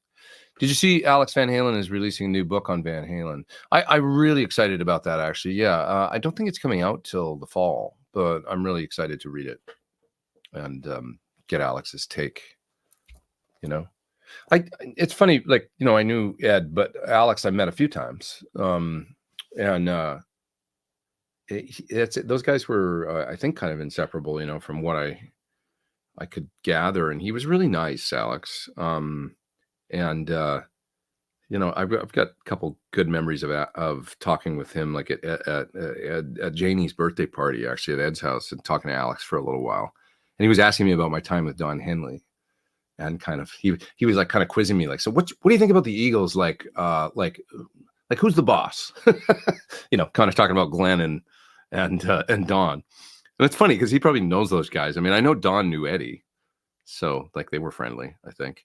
So it's just kind of funny. And I was like, well, I think I'm not even going to say it. I'm not going to say what I said. I didn't keep it private, but we had a talk, and then I told him what I thought, and then he goes, yeah, that's what I think too. But I remember having that talk about like Glenn and Don with Alex. It was cool. And I remember he's very, very deaf. That was the other thing that struck. I had to really speak up, and he'd lean his ear in, and that made me think of hearing interviews with like. I remember hearing an interview with Sammy Hagar, or reading an interview where Sammy said he went behind Alex's drum set once and hit the snare drum, and he said it was so loud because Alex basically had a PA system pointing at him, his monitors and everything. He said, I hit the snare drum, and it was the kind of volume that just kind of throws your equilibrium off, where you're like, oh my God, like, so anyways. And then I randomly met him in a sushi place once in Santa Monica. That was maybe after that meeting at the birthday party, and it was maybe a couple years later. And I remember seeing him sitting there, and he was with his family, and I went over and I was like, you might, or maybe don't remember, but we spoke at Janie's birthday and stuff. Oh yeah, I remember, but maybe he didn't, And then actually the last time I saw Ed was Alex was there. I remember I'd gone up to visit Ed, and so it's crazy. Like I sort of felt like I knew it was probably going to be the last time I saw Ed, which is, a crazy thing. Anybody that's lost people out there, you probably know what I mean, or when people are, but that's all another story. But Alex was there with his sons, and they were all watching a movie on the couch, and they invited me to sit with them and watch TV for a little bit. So I sat there and watched a movie for a bit with Alex, Dad, and Alex's boys. So that happened, and we didn't really talk then, Alex, and I'm not even sure if he remembered meeting me before at that point, but he was always nice, and I'm excited to hear his take, and he was the guy, you didn't really hear him speak that much, right? Ed, as guitar fans, we're all like super enamored with Ed and everything, but Alex was he was the older brother, right? And it's like the dad always, I think, looked up to him, many times deferred to him, or what, from legend has it, right? Which makes sense, older brother and all that. So to hear his side of things will be great, I think, be very interested. Because he was kind of the quieter one, it always seemed like, So, is there a plugin you'd suggest for helping with thin low end on guitars? Asking for a friend. Thin low end. Well, you could try something Neve, like a 1073 from UA or something, and then just try the running through that thing and then driving it up a little bit and then using the low band, maybe low cut at like whatever, but then adding a little 100 or whatever can definitely fatten things in a cool way. I've used it that way before recently, like a 1073 style EQ is probably what I would do. Just my opinion. Any news about your Galleon Kruger? No, it's still dead in the water. I need somebody to fix it. And it's just sitting there right now. That was a total scam. I mean, I bought this Galleon Kruger from a guy and it's basically non-operational. So I should have sent it back and been like, dude, this amp doesn't work, but I didn't. And now I have it and I'll probably put hundreds of dollars into it and get it back and then be underwhelmed. But so goes it. Yeah. Have you ever heard any other tubes in Dave's twin sister? No. Curious how EL34 or KT66s. KT66s would probably work, but not 34s without a change. It's designed to be like kind of a JTM 45 style power section, so I would probably go KT66 and just find something that, if you want to experiment, that's what I would do. Yeah. What was your favorite show you played on the recent Classic Rock Show tour of Europe? Last night in London was great, as was the previous tour. I don't know if it was my favorite, but when we play in London, for some reason, we always play this venue called Cadogan Hall. I don't know the ins and outs of why we play there, but we do. It's probably it's about, give or take, 1,000-seater theater in Sloane Square, close to Sloane Square, kind of a ritzy, sort of Chelsea, Kensington neighborhood. And it's a total pain in the ass venue as far as getting in and out of. There's a lot of construction around there now, and you can't park the bus there, and there's a lot of things that aren't great about it. But man, do we ever have some fun shows there. Can't even bring in our full video and all that there. It's just light show when we play there, but because of the size of the stage and stuff. But it is fun. And so we've done the last 2 years, 3 nights there. So we'll do 2 gigs, Friday and Saturday. And then at the end of the tour, we've come back and done a Tuesday. We did like right at the end. So Friday and Saturday, kind of in the middle of the tour. We're in the beginning. And then a Tuesday right at the end. We've done that 2 years in a row. I don't know why, but both times, I swear, the Tuesday at the end, which, in the UK, it's like people really cut loose on the weekends and when they can drink and stuff. It's a drinking culture, but everybody's got to work. So, it's like people aren't necessarily drinking on a Tuesday. It affects the gigs. Trust me. On a Friday or Saturday, the way people in the UK kind of cut loose, it's like, the Fridays and Saturdays are usually the most fun. Anyways, the Tuesday night, both times at Cadogan Hall, both last year and this year, were terrific. And so that's the one that kind of sticks in my mind. I remember doing it and going, damn it, if that wasn't great again. Like on the Tuesday, it was pretty much full and it was a party and we just had a really good time. The band was well oiled. I remember like feeling like, man, I played like really good tonight. Like, don't really have any issues with what I just did. And just being very happy with my own, because I'm overly critical of my own bullshit. So you should get a Super Reverb 410. I love Super Reverbs. Don't get me wrong, I do. And yeah, I would love one. Sir's actually got one. Maybe he'll lend it to me one of these days. Yeah. Is a Wolfgang pickup hotter than a JB? I don't know in tone. I mean, they're around the same, but I mean, I would say similar. To me, a JB, I'd have to hear them back to back. To me, a JB probably has more of a mid-spike kind of thing going on, where a Wolfgang's a little more. But yeah, you're asking me to compare sound, heat. I don't know. I mean, they're about this. I got to look at the spec. I think they're both somewhere around 14K, but maybe a Wolfgang's hotter than that. It doesn't really matter, but that's not really the ohms indication of output per se. But Wolfgang bridge spec. Let me see. Alnico 2 magnet. So they are Alnico 2, 14K. So it's going to be closest to I just couldn't remember if it was Alnico 5 right now or Alnico 2. It's Alnico 2, it says here. And it's going to be closest to a custom then, right? At 14K, 14 to 14.6, it says here. And that's kind of what a custom is. It's like a Duncan custom, sort of similar, but with an Alnico 2 magnet, which I think is what Ed, this is all the Ed pickup lore, like, it brings me back to like Van Halen 1, 78, 79. Seymour starts advertising about Van Halen pickups in Guitar Player magazine, and it says in a little Seymour Duncan ad, Duncan custom, Van Halen, in quotes, right? Why did he say that? And Eddie always said, I don't really like ceramic magnet pickups. I like switch them out to Alnico 2. So the supposedly the Van Halen 2 guitar, had a super distortion with an A2 magnet that he'd switched out. Now we get to the custom, and it's got what? An A2 magnet, but it's basically a Duncan custom with an A2 magnet. A Duncan custom was kind of Duncan's version of a super distortion, I think. It's about the same output, ceramic magnet, 14K kind of situation. So did Eddie use I think Eddie, the custom, I seem to remember when it came out, 84, 85, 86, something like that.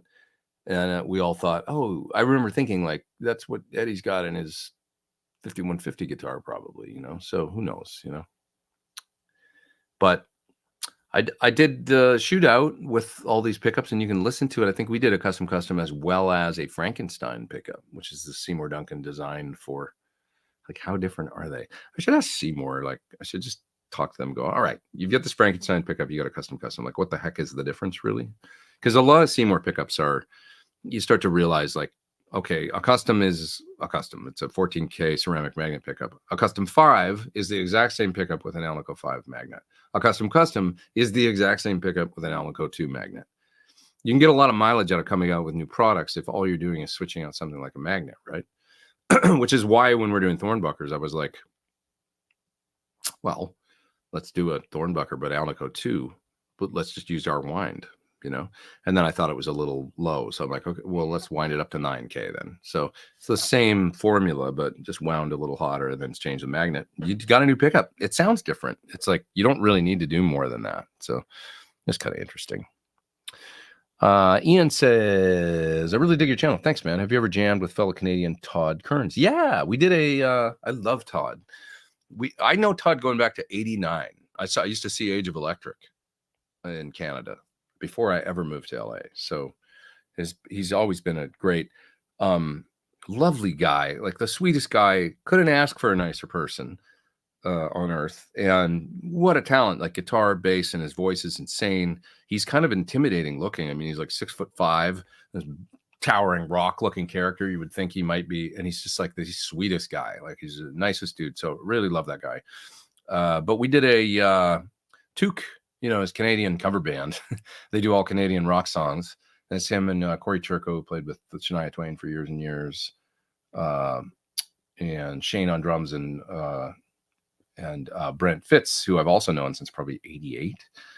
Amazing drummer, bass player. He plays bass in Took. Although the gig that I did with Took, he was on drums. They had switched we had 2 guys replaced, one of them being me. Anyways, we did a whole set of everything from Queen City Kids, maybe, Toronto, Loverboy, Kim Mitchell, just all the greats, Canadian rock hits. We did it up in Winnipeg. It was at a country music festival. We played in the kind of the when you're walking down into the main, a great big amphitheater that we were playing at outside Winnipeg, Manitoba.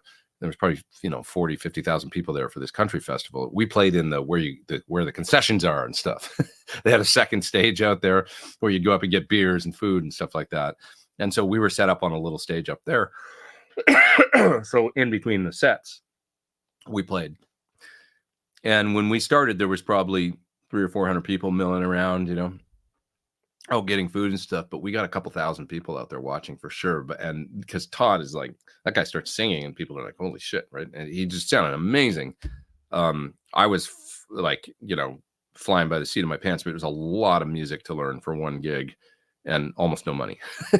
But boy, was it fun playing with those guys, like some terrific musicians, and I would do it again, for sure. It was so much fun. So that's my experience with Todd. Nothing but good stuff to say about that guy. I don't see him that much. He lives in Vegas, so but I did see him a little while ago. Actually, he was rehearsing close to here at a rehearsal studio, and I saw him in the parking lot when he got tagged for a minute. That was cool.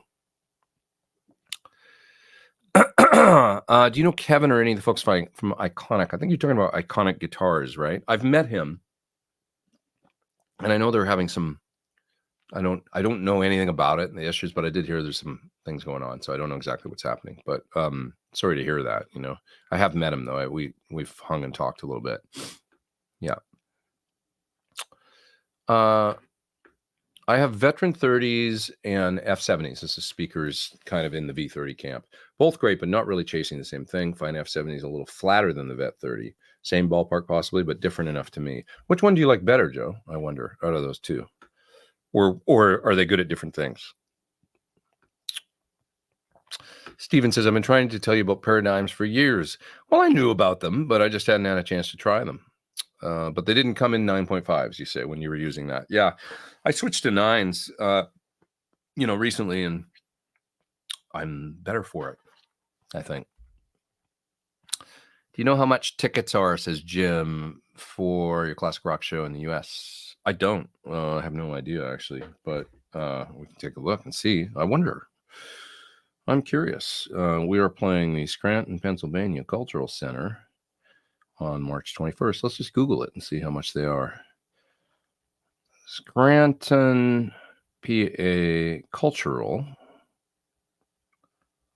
Center Classic Rock Show. There it is. From Ticket Center. I don't know if this is let's see.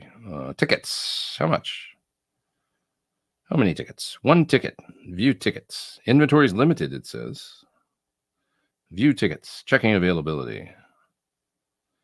Working on it here. When tickets sell, they are gone, it says. Inventory is limited. Act fast. Interesting. I think this is like a ticket vendor or something. I don't know if this is because it says $79. I don't know if that's like, you know what I mean? It's like a, when you look at StubHub or different, like, I don't really understand how it works these days, but I might be getting the Event Ticket Center, tickets on sale, Classic Rock Show, Scranton Cultural Center.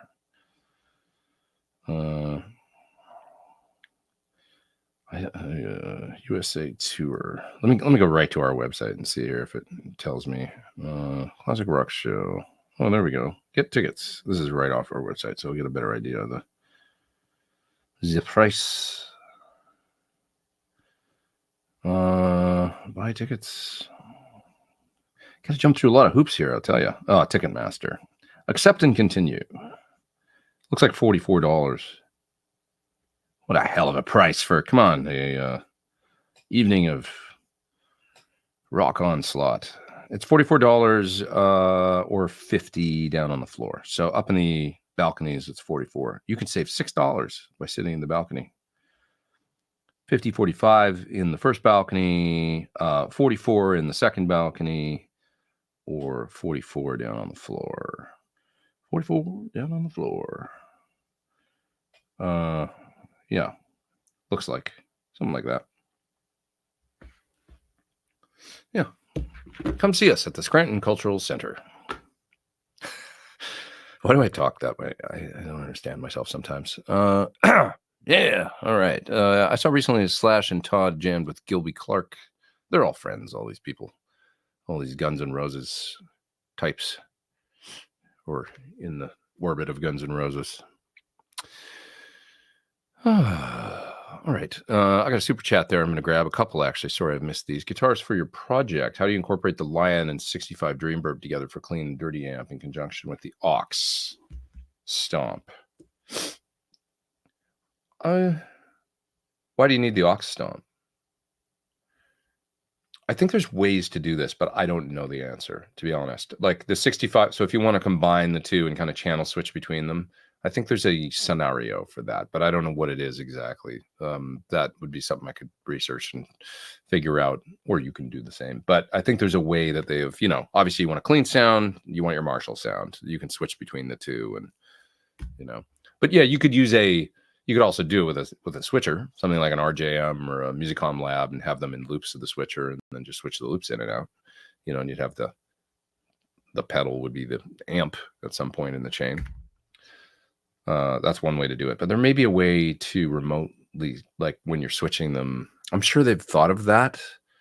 I'd be surprised if they hadn't, you know, so that you could use one and then hit the switch on the other one and the other one turns off. I don't know for sure, but I seem to think there's a way that you can do that just using the pedals. But if not, most people use pedal switchers anyways. These ES8s or different, you know, Bosses, Musicom, RJM, Crocodile Tail. You know what I'm talking about. The aux stomp, the reason I say I don't know why you'd need it is because the pedals already have built-in speaker simulation. So I don't know that you'd need another you know, speaker simulator. I don't think so. I don't think so. Okay, what else we got here? Let's see. Syracuse. I will see you in Syracuse, says Ian, on April 16th. That's fantastic. It's going to be great to see some of you guys out here, you know, in the wild out there and at a real gig instead of just on the internet. It's awesome. Yeah. Okay. What else we got here? Let's see. Looking through the chat. Here's the part where we were talking about juniors 20 minutes ago. I'm pretty far back. It's always that way, though. Yeah. I think Jen's here. Hi, Jen. What's up? How are you? Revelation remains. Yeah, we're gonna go have some dinner when Jen's here. I think grab a steak with her friend that she's on tour with. Jen's got a U.S. tour coming up soon. Check out her dates and stuff at her appropriate website and catch her as well. We're all touring the U.S. How fun! How fun! Amp for the EVH signature, please, Pete. Quad Cortex is fine, but a tube amp for that guitar. All right. You talked me into it, Jeff. I can do it. I think I'll try the Soldano, to be honest, because that's probably what he used on the record. SLO. Dave Friedman says that For Unlawful Carnal Knowledge was recorded through a G12 T75 speakers. Little tidbit there. That Eddie liked the way that those speakers sounded with the Soldano amp. So there you go. Question about Sir Strats. Are their fingerboards and necks wider at the high frets than Fenders?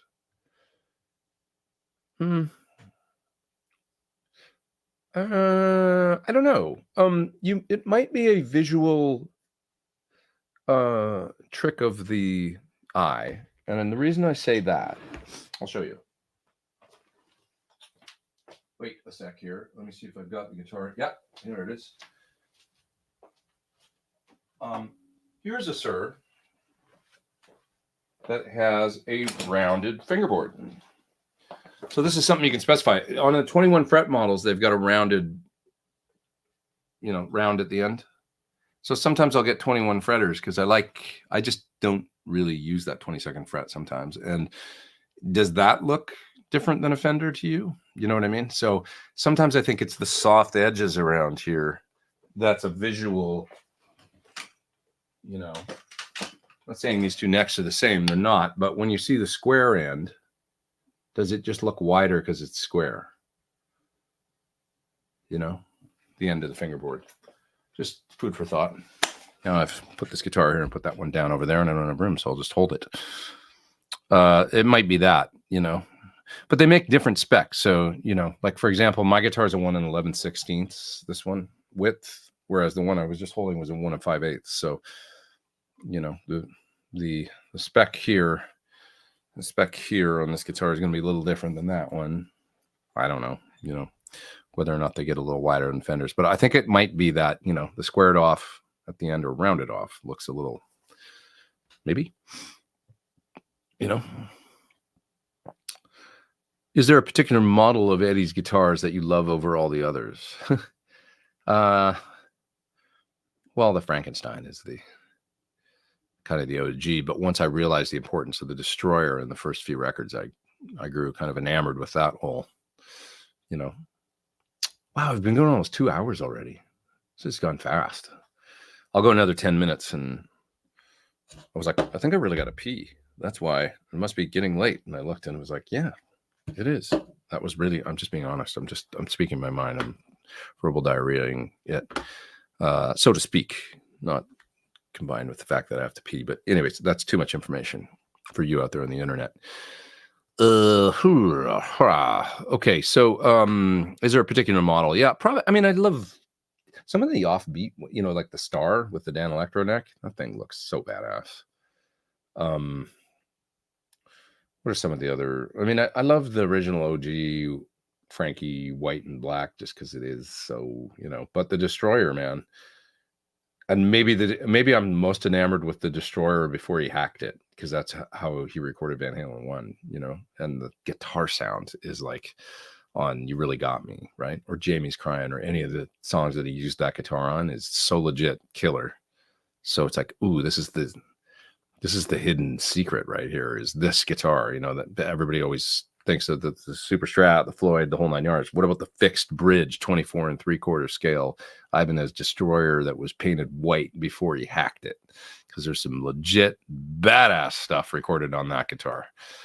So it's like kind of one of the little, it's not a secret, but it's like I hadn't really thought about it until I realized half of Van Halen 1 is that guitar, you know.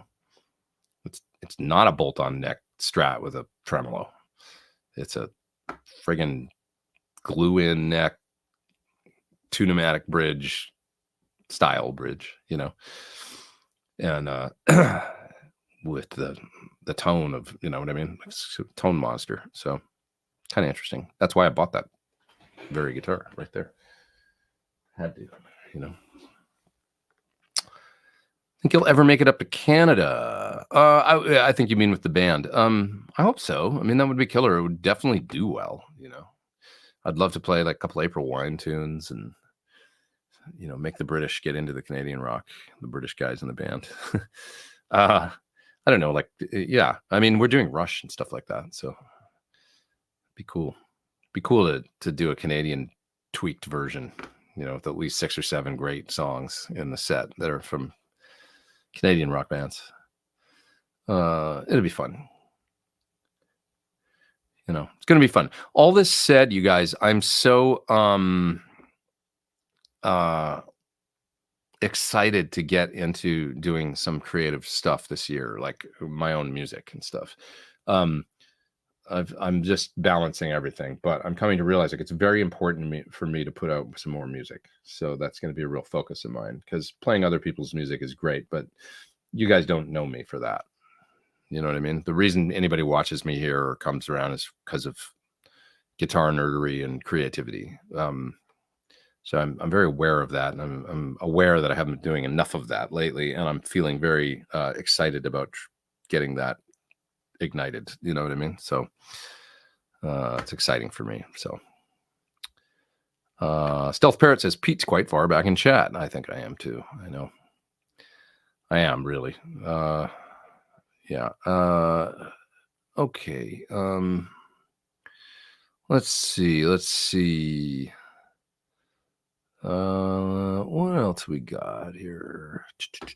Anyone remember the Seymour Duncan convertible amps? Funny you mentioned that. My friend Al, great friend of mine who I learned a lot about guitar sound from, used to use those. And he did basically a wet, dry, wet rig with them, or sometimes a stereo rig with them. And he had a great guitar sound. I think they're notoriously unreliable, but he sure did have a good tone with them. Yeah. Yeah. Just put a pair of 6L6s in my Ruby tubes in my 80s Music Man 50 watt. Don't like them at all.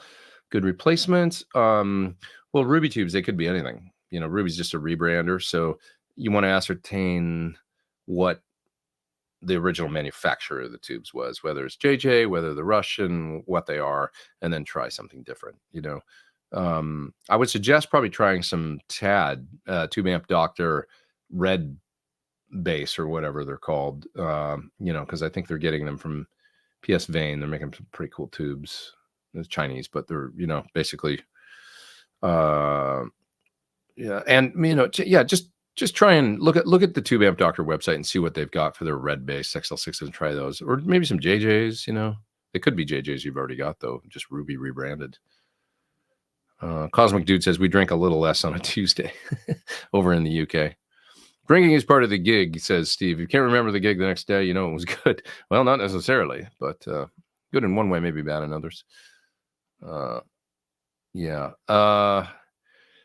do you think that rock is now in its classical phase? The old stuff almost can't be better than the general public only want to hear the old classics. I was thinking about this yesterday, and I don't really think so. Yes, the old stuff is great, but man, if you want to look for some new rock, I've been kind of enamored with that new Big Wreck EP. Listen to that, man. Listen to the stuff Ian's doing. It might not have this wide reach and acceptance that stuff did back, but man, is it ever world class, like in sounding and produced, and his singing is so insane. It's like there's great rock out there right now. There really is. It's just like, I think people, their listening changed and their, tastes, or I don't know, like, sure, rock kind of, it can get a little regurgitating and redundant and not pushing forward and that kind of thing, but there's some great rock being made right now. So just like I said, listen, it's a bit throwback. The production and stuff, but I think that's the point. It's a little tongue in cheek sometimes. I'm talking about the new Big Wreck EP, the latest one. Listen to it, and it's killer, man. Some of the stuff they're doing, So there's great new rock out there. It's classical phase. I know what you mean. I don't know. I think just music is written and consumed and distributed differently these days, and it maybe just doesn't have the same. I think it's more a symptom of the way that people are listening, of our culture that's a little more disposable these days. People are always on to the next. I think everybody, like, because of the distraction thing and because of people's shortened attention spans, people can tend to get a little less, they're a little less willing to put in the time sometimes it takes to get into a record, like, because not everything is, some things are growers and you need to listen 3, 4, 5 times and then it starts growing on you. And the beauty of it, back when we used to, not to have this like a rant about the good old days or whatever, but when you used to listen to LPs or whatever, it was like you'd buy the thing, you'd invest in it, and then there was a bit of an investment of time put it, you had to take the record out of the jacket and put it on the turntable. And this is why I think that like kids, vinyl's a big deal these days, and it's not inexpensive. It's like becoming a big part of the way people are making money again. Making music is selling albums. And anybody that goes and buys them now can attest to, even a beat up old copy of Rumors or something is $30 at the local, kind of curated record store. And then new stuff is $25 to $30 to $40 or whatever, new LPs. It's expensive, and people are willing to pay it. And it's because there's something tangible about it that's, that people like. And I know I'm going to buy a record player and get back into it and stuff too, because I really miss that. But I miss the commitment to listening the most to, and letting something grow on you and just allowing it to be part of, like, and not like listening to it once or twice, then moving on to the next thing, which I think is the thing with a lot of pop music these days, the disposable nature of it. And the lack of sort of true, if a pop artist connects like on a Taylor Swift level, okay, now people are willing to pay $250 or whatever a ticket and up and go and be like crazy enamored with and all that stuff. But for most pop artists, like, these people coming up on TikTok or whatever, and they get a hit or a video that takes off and becomes viral, and they get, whatever, like 1 million people watching their thing, and then, however many streams on Spotify. But translating that into getting people to the gig is another thing. You can have artists that have millions of views or whatever on their social media, and then they've got 13 people at their gig when they come to Denver or whatever to play, because of the disposable nature of what I'm talking about. So I think that and so I'm talking about the reverse, the vinyl, and people like building a fan base and stuff, and people willing to put in the time and stuff like that. And that's I don't know. I mean, it's like the general public only want to hear the old classics. This is the last thing you said. That's just generally older people that have tuned out of and aren't willing to put in the effort or the time into listening to new music. Because I think if you're an older rock fan, as I unfortunately am, I wish I was a younger rock fan, but as I age and stuff, I've been always aware of I don't want to lose what it means to be a fan, and what it means to be passionate about listening and about getting turned on by new music. And I hear stuff that's like blows me away, like the Big Wreck one. I don't need to look any further. I mean, they're amazing, and I'm just like, God, this is good. Like, it's powerful, and Ian's voice, and it's like, it's so good. And then there's a part of me in the back of my mind is like, why don't more people connect with that? Or am I crazy? But I think it is just that the transient culture thing and all that, that people aren't willing to put in the time as much and stuff, but some of us are. And when you go see those guys, even in the States, they could be playing a room and there might be 250, 300 people there, 400 people. Those people are there and they're passionate. It's like going to see King's X. Anybody ever seen King's X? Everybody sings all the words, it's like they're hardcore. So what makes more like, you might not have a stadium full of people or even a theater full of people, but if you've got a big club full of people that are passionate there to see you and listen to your new stuff, isn't that enough? I don't know. I think it needs to be enough. Maybe, it's not for some, but, it's just, I'm okay with it, if that's the, for my favorite bands, and if it was for me, if I went to play and I had, I'd rather have 50 people that are really passionate than have, you ever go to, like, it was part of the thing about playing festivals. I played a lot of festivals with different bands.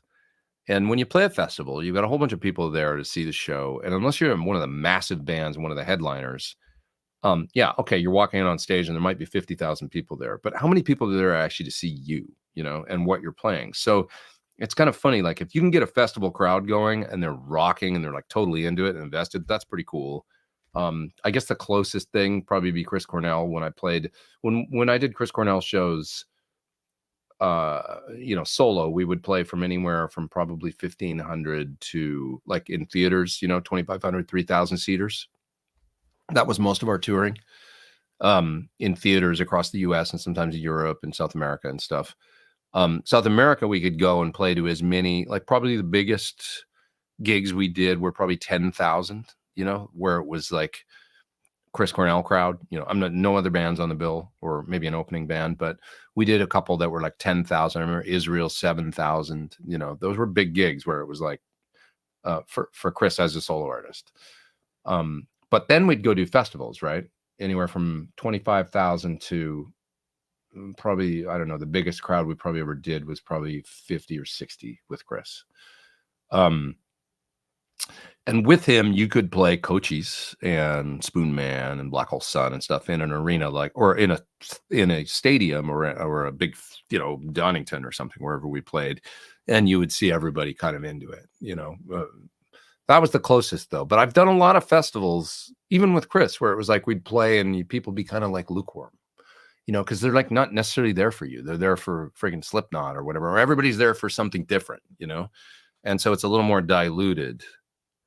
This is a long ass winded tangent here, but I'm just saying that playing for 50,000 or even 20,000 or whatever, even 10,000, if people are kind of more lukewarm, isn't as cool as doing 300 in a club where everybody's in it to win it and totally passionate and screaming all the words. Like, that's cool. It just, when you're playing a gig, it just feels like that's more what it should be about. So,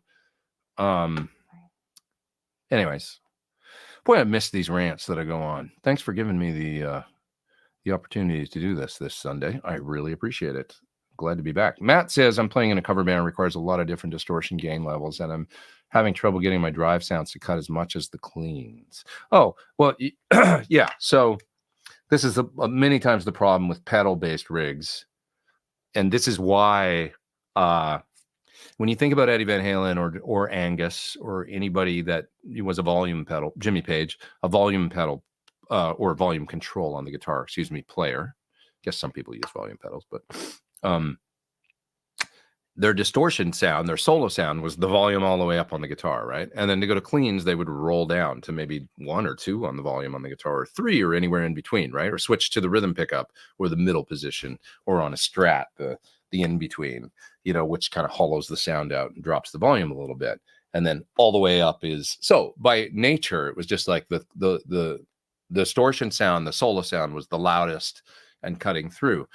Many times with the way that people structure their gains with pedals and stuff, or even with an amp that's got a clean channel and a dirty channel, the dirty channel can seem louder isolated. Like, so when you're just playing at a sound check or by yourself and there's no band playing, the distortion sound will sound, it's because it's more compressed and there's distortion and everything. And so it just sounds louder. Now you play clean and you go to your clean channel, you hit a note, there it is, and then it dies, right? Generally speaking. Or there it is, it's a little compressed because of wherever you're pushing the amp to, and then it dies. Well, but it doesn't in isolation sound as loud, But the reality is once the band kicks in, that spike, that punch of your clean sound is going to punch through and you're going to hear it more than when you switch to your distortion sound. Now it's compressed, square waved a little bit, or at least getting the edges rolled off.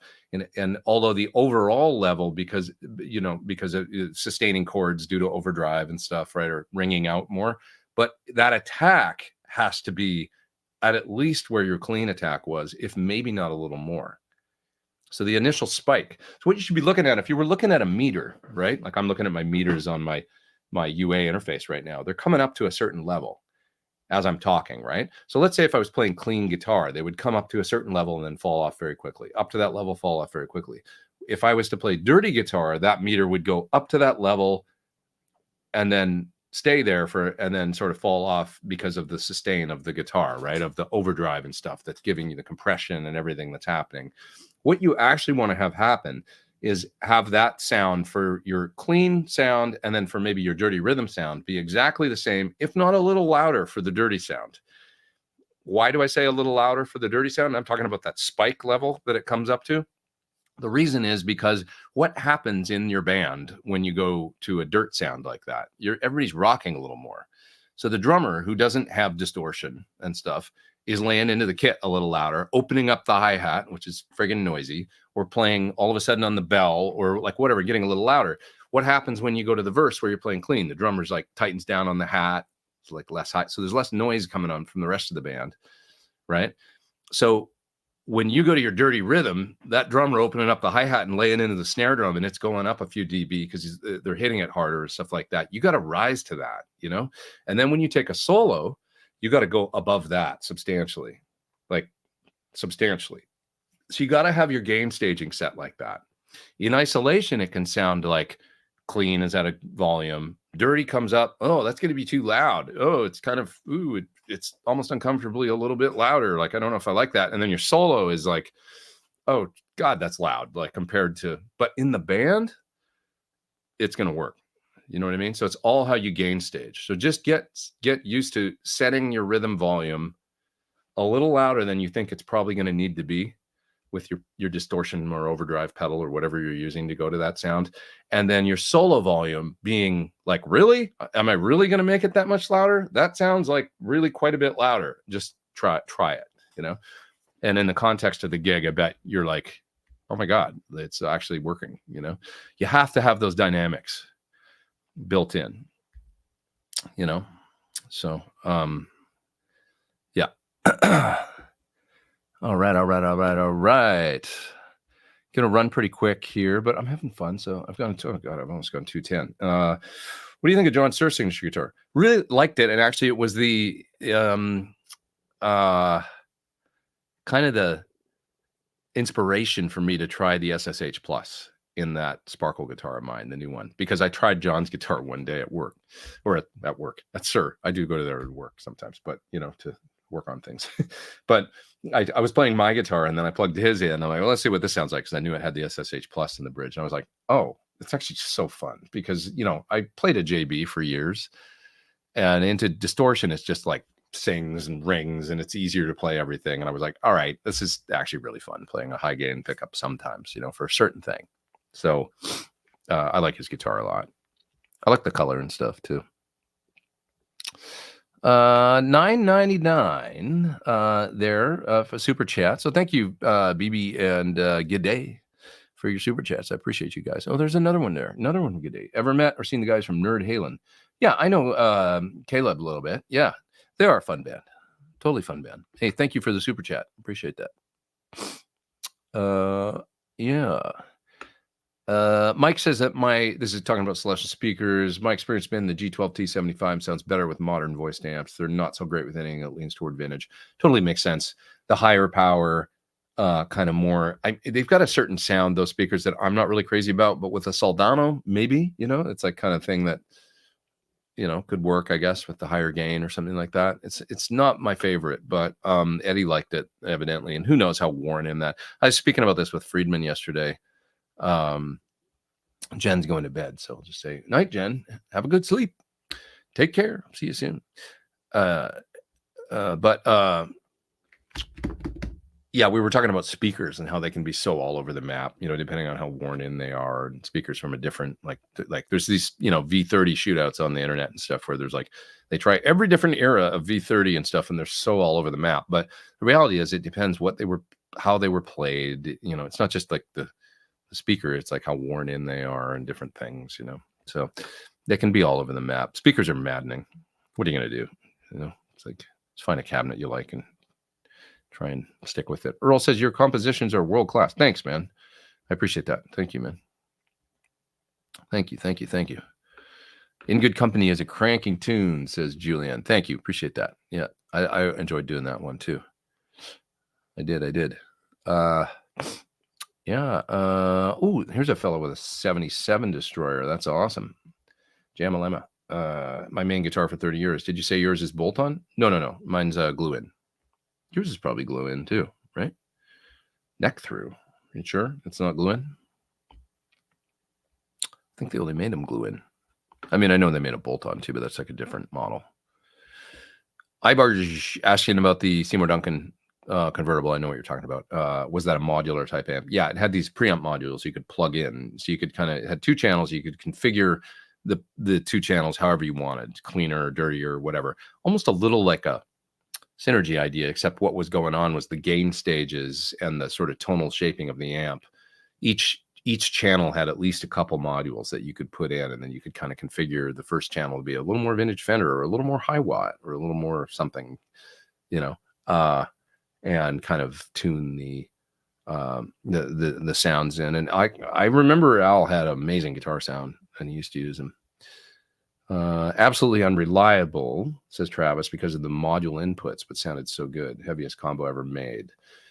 They did sound good. I mean, his guitar tone was great. I don't know why the modules, maybe it was the connectors or something that were unreliable, but it was a cool amp for what it was. Yeah. Have you guys heard of this new guitar player from, I'm forgetting her name, but girl from Nashville that is 17, Grace something or other, maybe her name is. You guys know who I'm talking about? I saw her on Instagram yesterday. God damn, she's a good guitar player, man. She's really good. Like, she's just got this old soul kind of phrasing. So somebody here was just saying I think we're on the edge of a new rock explosion, says Music Life with Arthur. Yeah, I mean, when I heard her play, I was like, she doesn't sound like some other guitar player or something, or some throwback to, or like she's copying anybody. It was like, she just sounds really good, like really unique phrasing and kind of old soul player, So I really like that. And yeah. FJ is saying Mick Mars just put out a stellar album. I heard it, some of the songs. I thought it was pretty damn good too. I did. Yeah. Thorn saying, check out Robert John and the Wreck for great Southern rock. Haven't heard them. Bent Tom with a super chat there. From the audience perspective, are you on the left or right? From audience perspective, I'll be on the right. I'm on stage left. So if you're looking at the stage, I'm on the right side. Yeah. Thank you for the super chat, my friend. Oh, there's another one up top there. Todd Roy says music has become too fast foodie.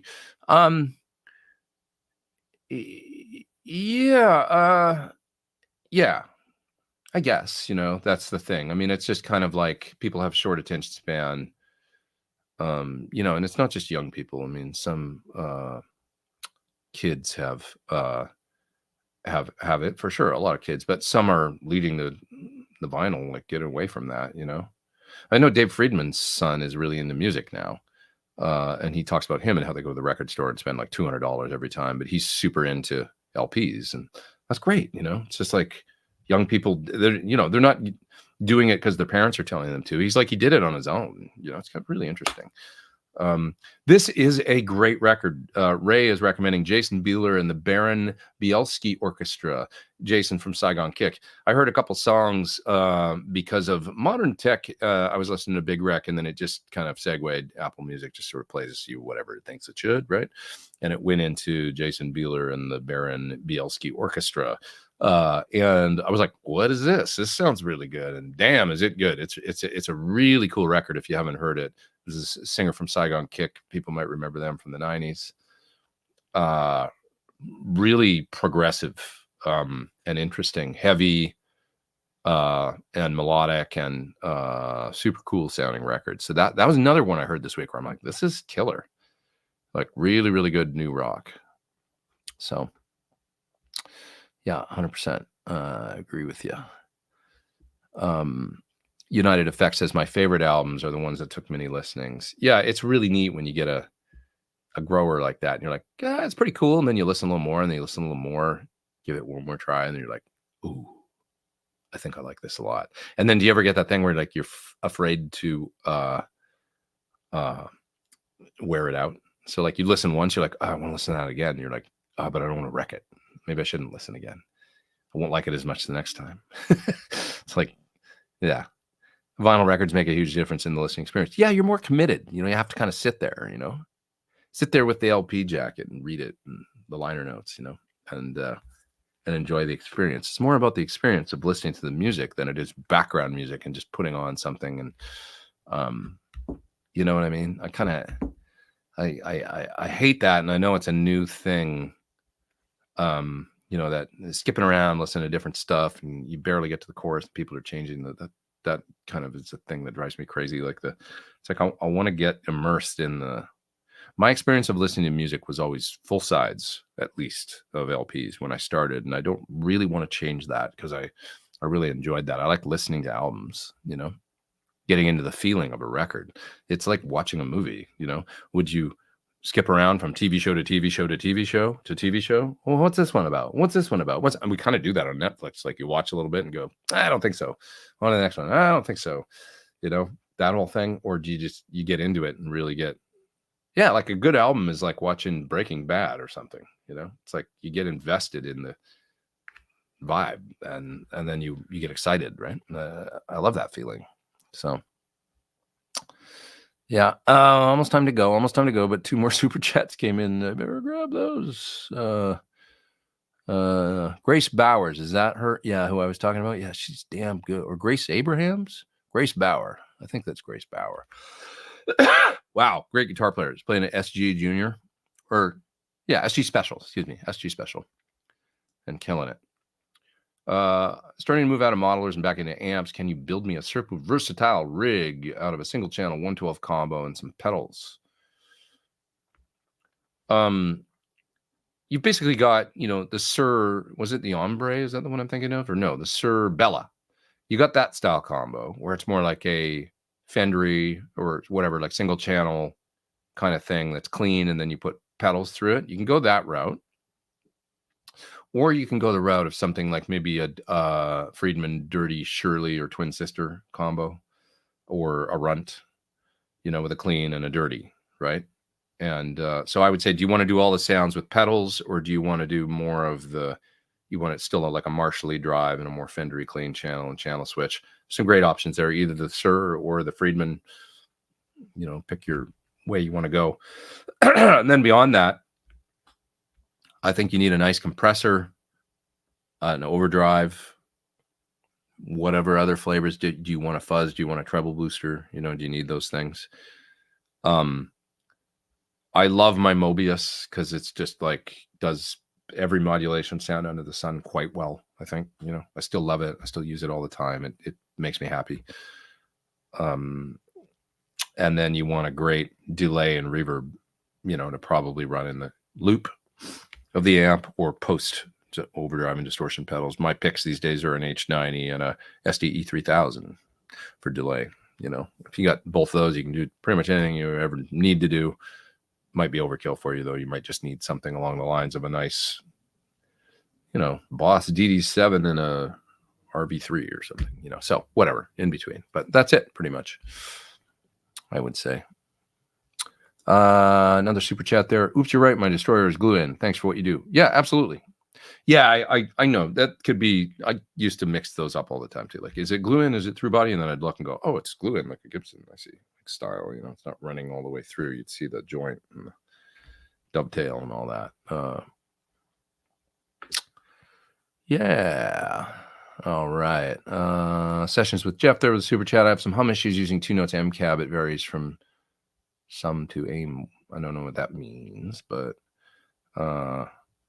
it seems better with the power amp sim is on. Any thoughts on that? Geez, dude, I really don't have a perspective on that. Better with the power amp sim on. I don't know why. Are you sure it's not a ground loop or something? Depends what you're running. There's too many variables. Like, depends what you're running into the cab amp, what you're patching the cab amp into. You could have a ground loop situation where it's, yeah. So just consider that and see if you can use an isolation transformer or something on the way into the cab amp or from the cab amp to whatever you're plugging into. Unplug the cab amp from mixer. And doesn't cab amp have a headphone jack on it? I think it might. I'm not sure, but see if you can listen to it through headphones and if you're still getting a buzz. And then if you plug it into your interface, is it then buzzing? It's all these things you got to kind of troubleshoot. Yeah. Rick Beato recently observed that guitars are making a comeback in a lot of new music. I agree. I mean, there's tons of guitars in new music. And, the guitar is never going to go away because it's so portable and kind of, it's just cool. Anybody that thinks guitars aren't cool, that doesn't last. It's like they're just cool. They're expressive. You can bend strings on them. You can use all these pedals with them to get crazy sounds. Like, it's like they're just a cool, expressive instrument that's portable and relatively inexpensive. Can be, and it's not going to go away. It might ebb and flow like But remember, people used to talk around 2015, 16. Oh, the guitar is disappearing from music. Well, that didn't happen. By the pandemic, guitar sales were through the roof. So bullshit, I say. Yeah. Okay. One more super chat. Wow, this has been a resounding success. I can't even get out of here. I've been going 2 hours and 22 minutes. Welcome back. Excited about Alex Van Halen's bio, says Plexical. Thanks, man. Alex Van Halen's bio. Yeah. Super excited. We talked about it earlier. I am really interested to hear what he's got to say. As I was saying, he's kind of the silent one. We haven't never really heard that much from Alex over the years, and really interested in his perspective on living the American dream. 100%. Van Halen's, I think, are the embodiment of the American dream. They came from foreign land, far away, couldn't even speak English, grew up poor, and by the time they were, in their early 20s, were starting to take over the world with their own hard work and music. And I think that's exciting and incredible. And it was the two brothers kind of against the world, which is always important to keep into perspective when we talk about any kind of, criticism of Van Halen over the years or any of their, you know what I mean? It was like, hey, you got to keep at the forefront in your mind what those guys went through and how they ended up where they did and what worked. And at the end of the day, we're going to stick together and we are inseparable, and I think that was the Van Halen brothers. They were family and it, why, it's it's just they're an amazing story. So I can't wait to hear what he's got to say, his perspective on life and Eddie and himself and just the whole thing. What are your go-to effects for the road? Well, my current pedal board, you know, as I mentioned, H90 EVH SDE 3000. I've always got a phase 90 of some sort on there, which I may only use once or twice in the gig, but I used it on a few tunes for sure on this tour. I need a good compressor. I've got the Sir Woodshed on there right now.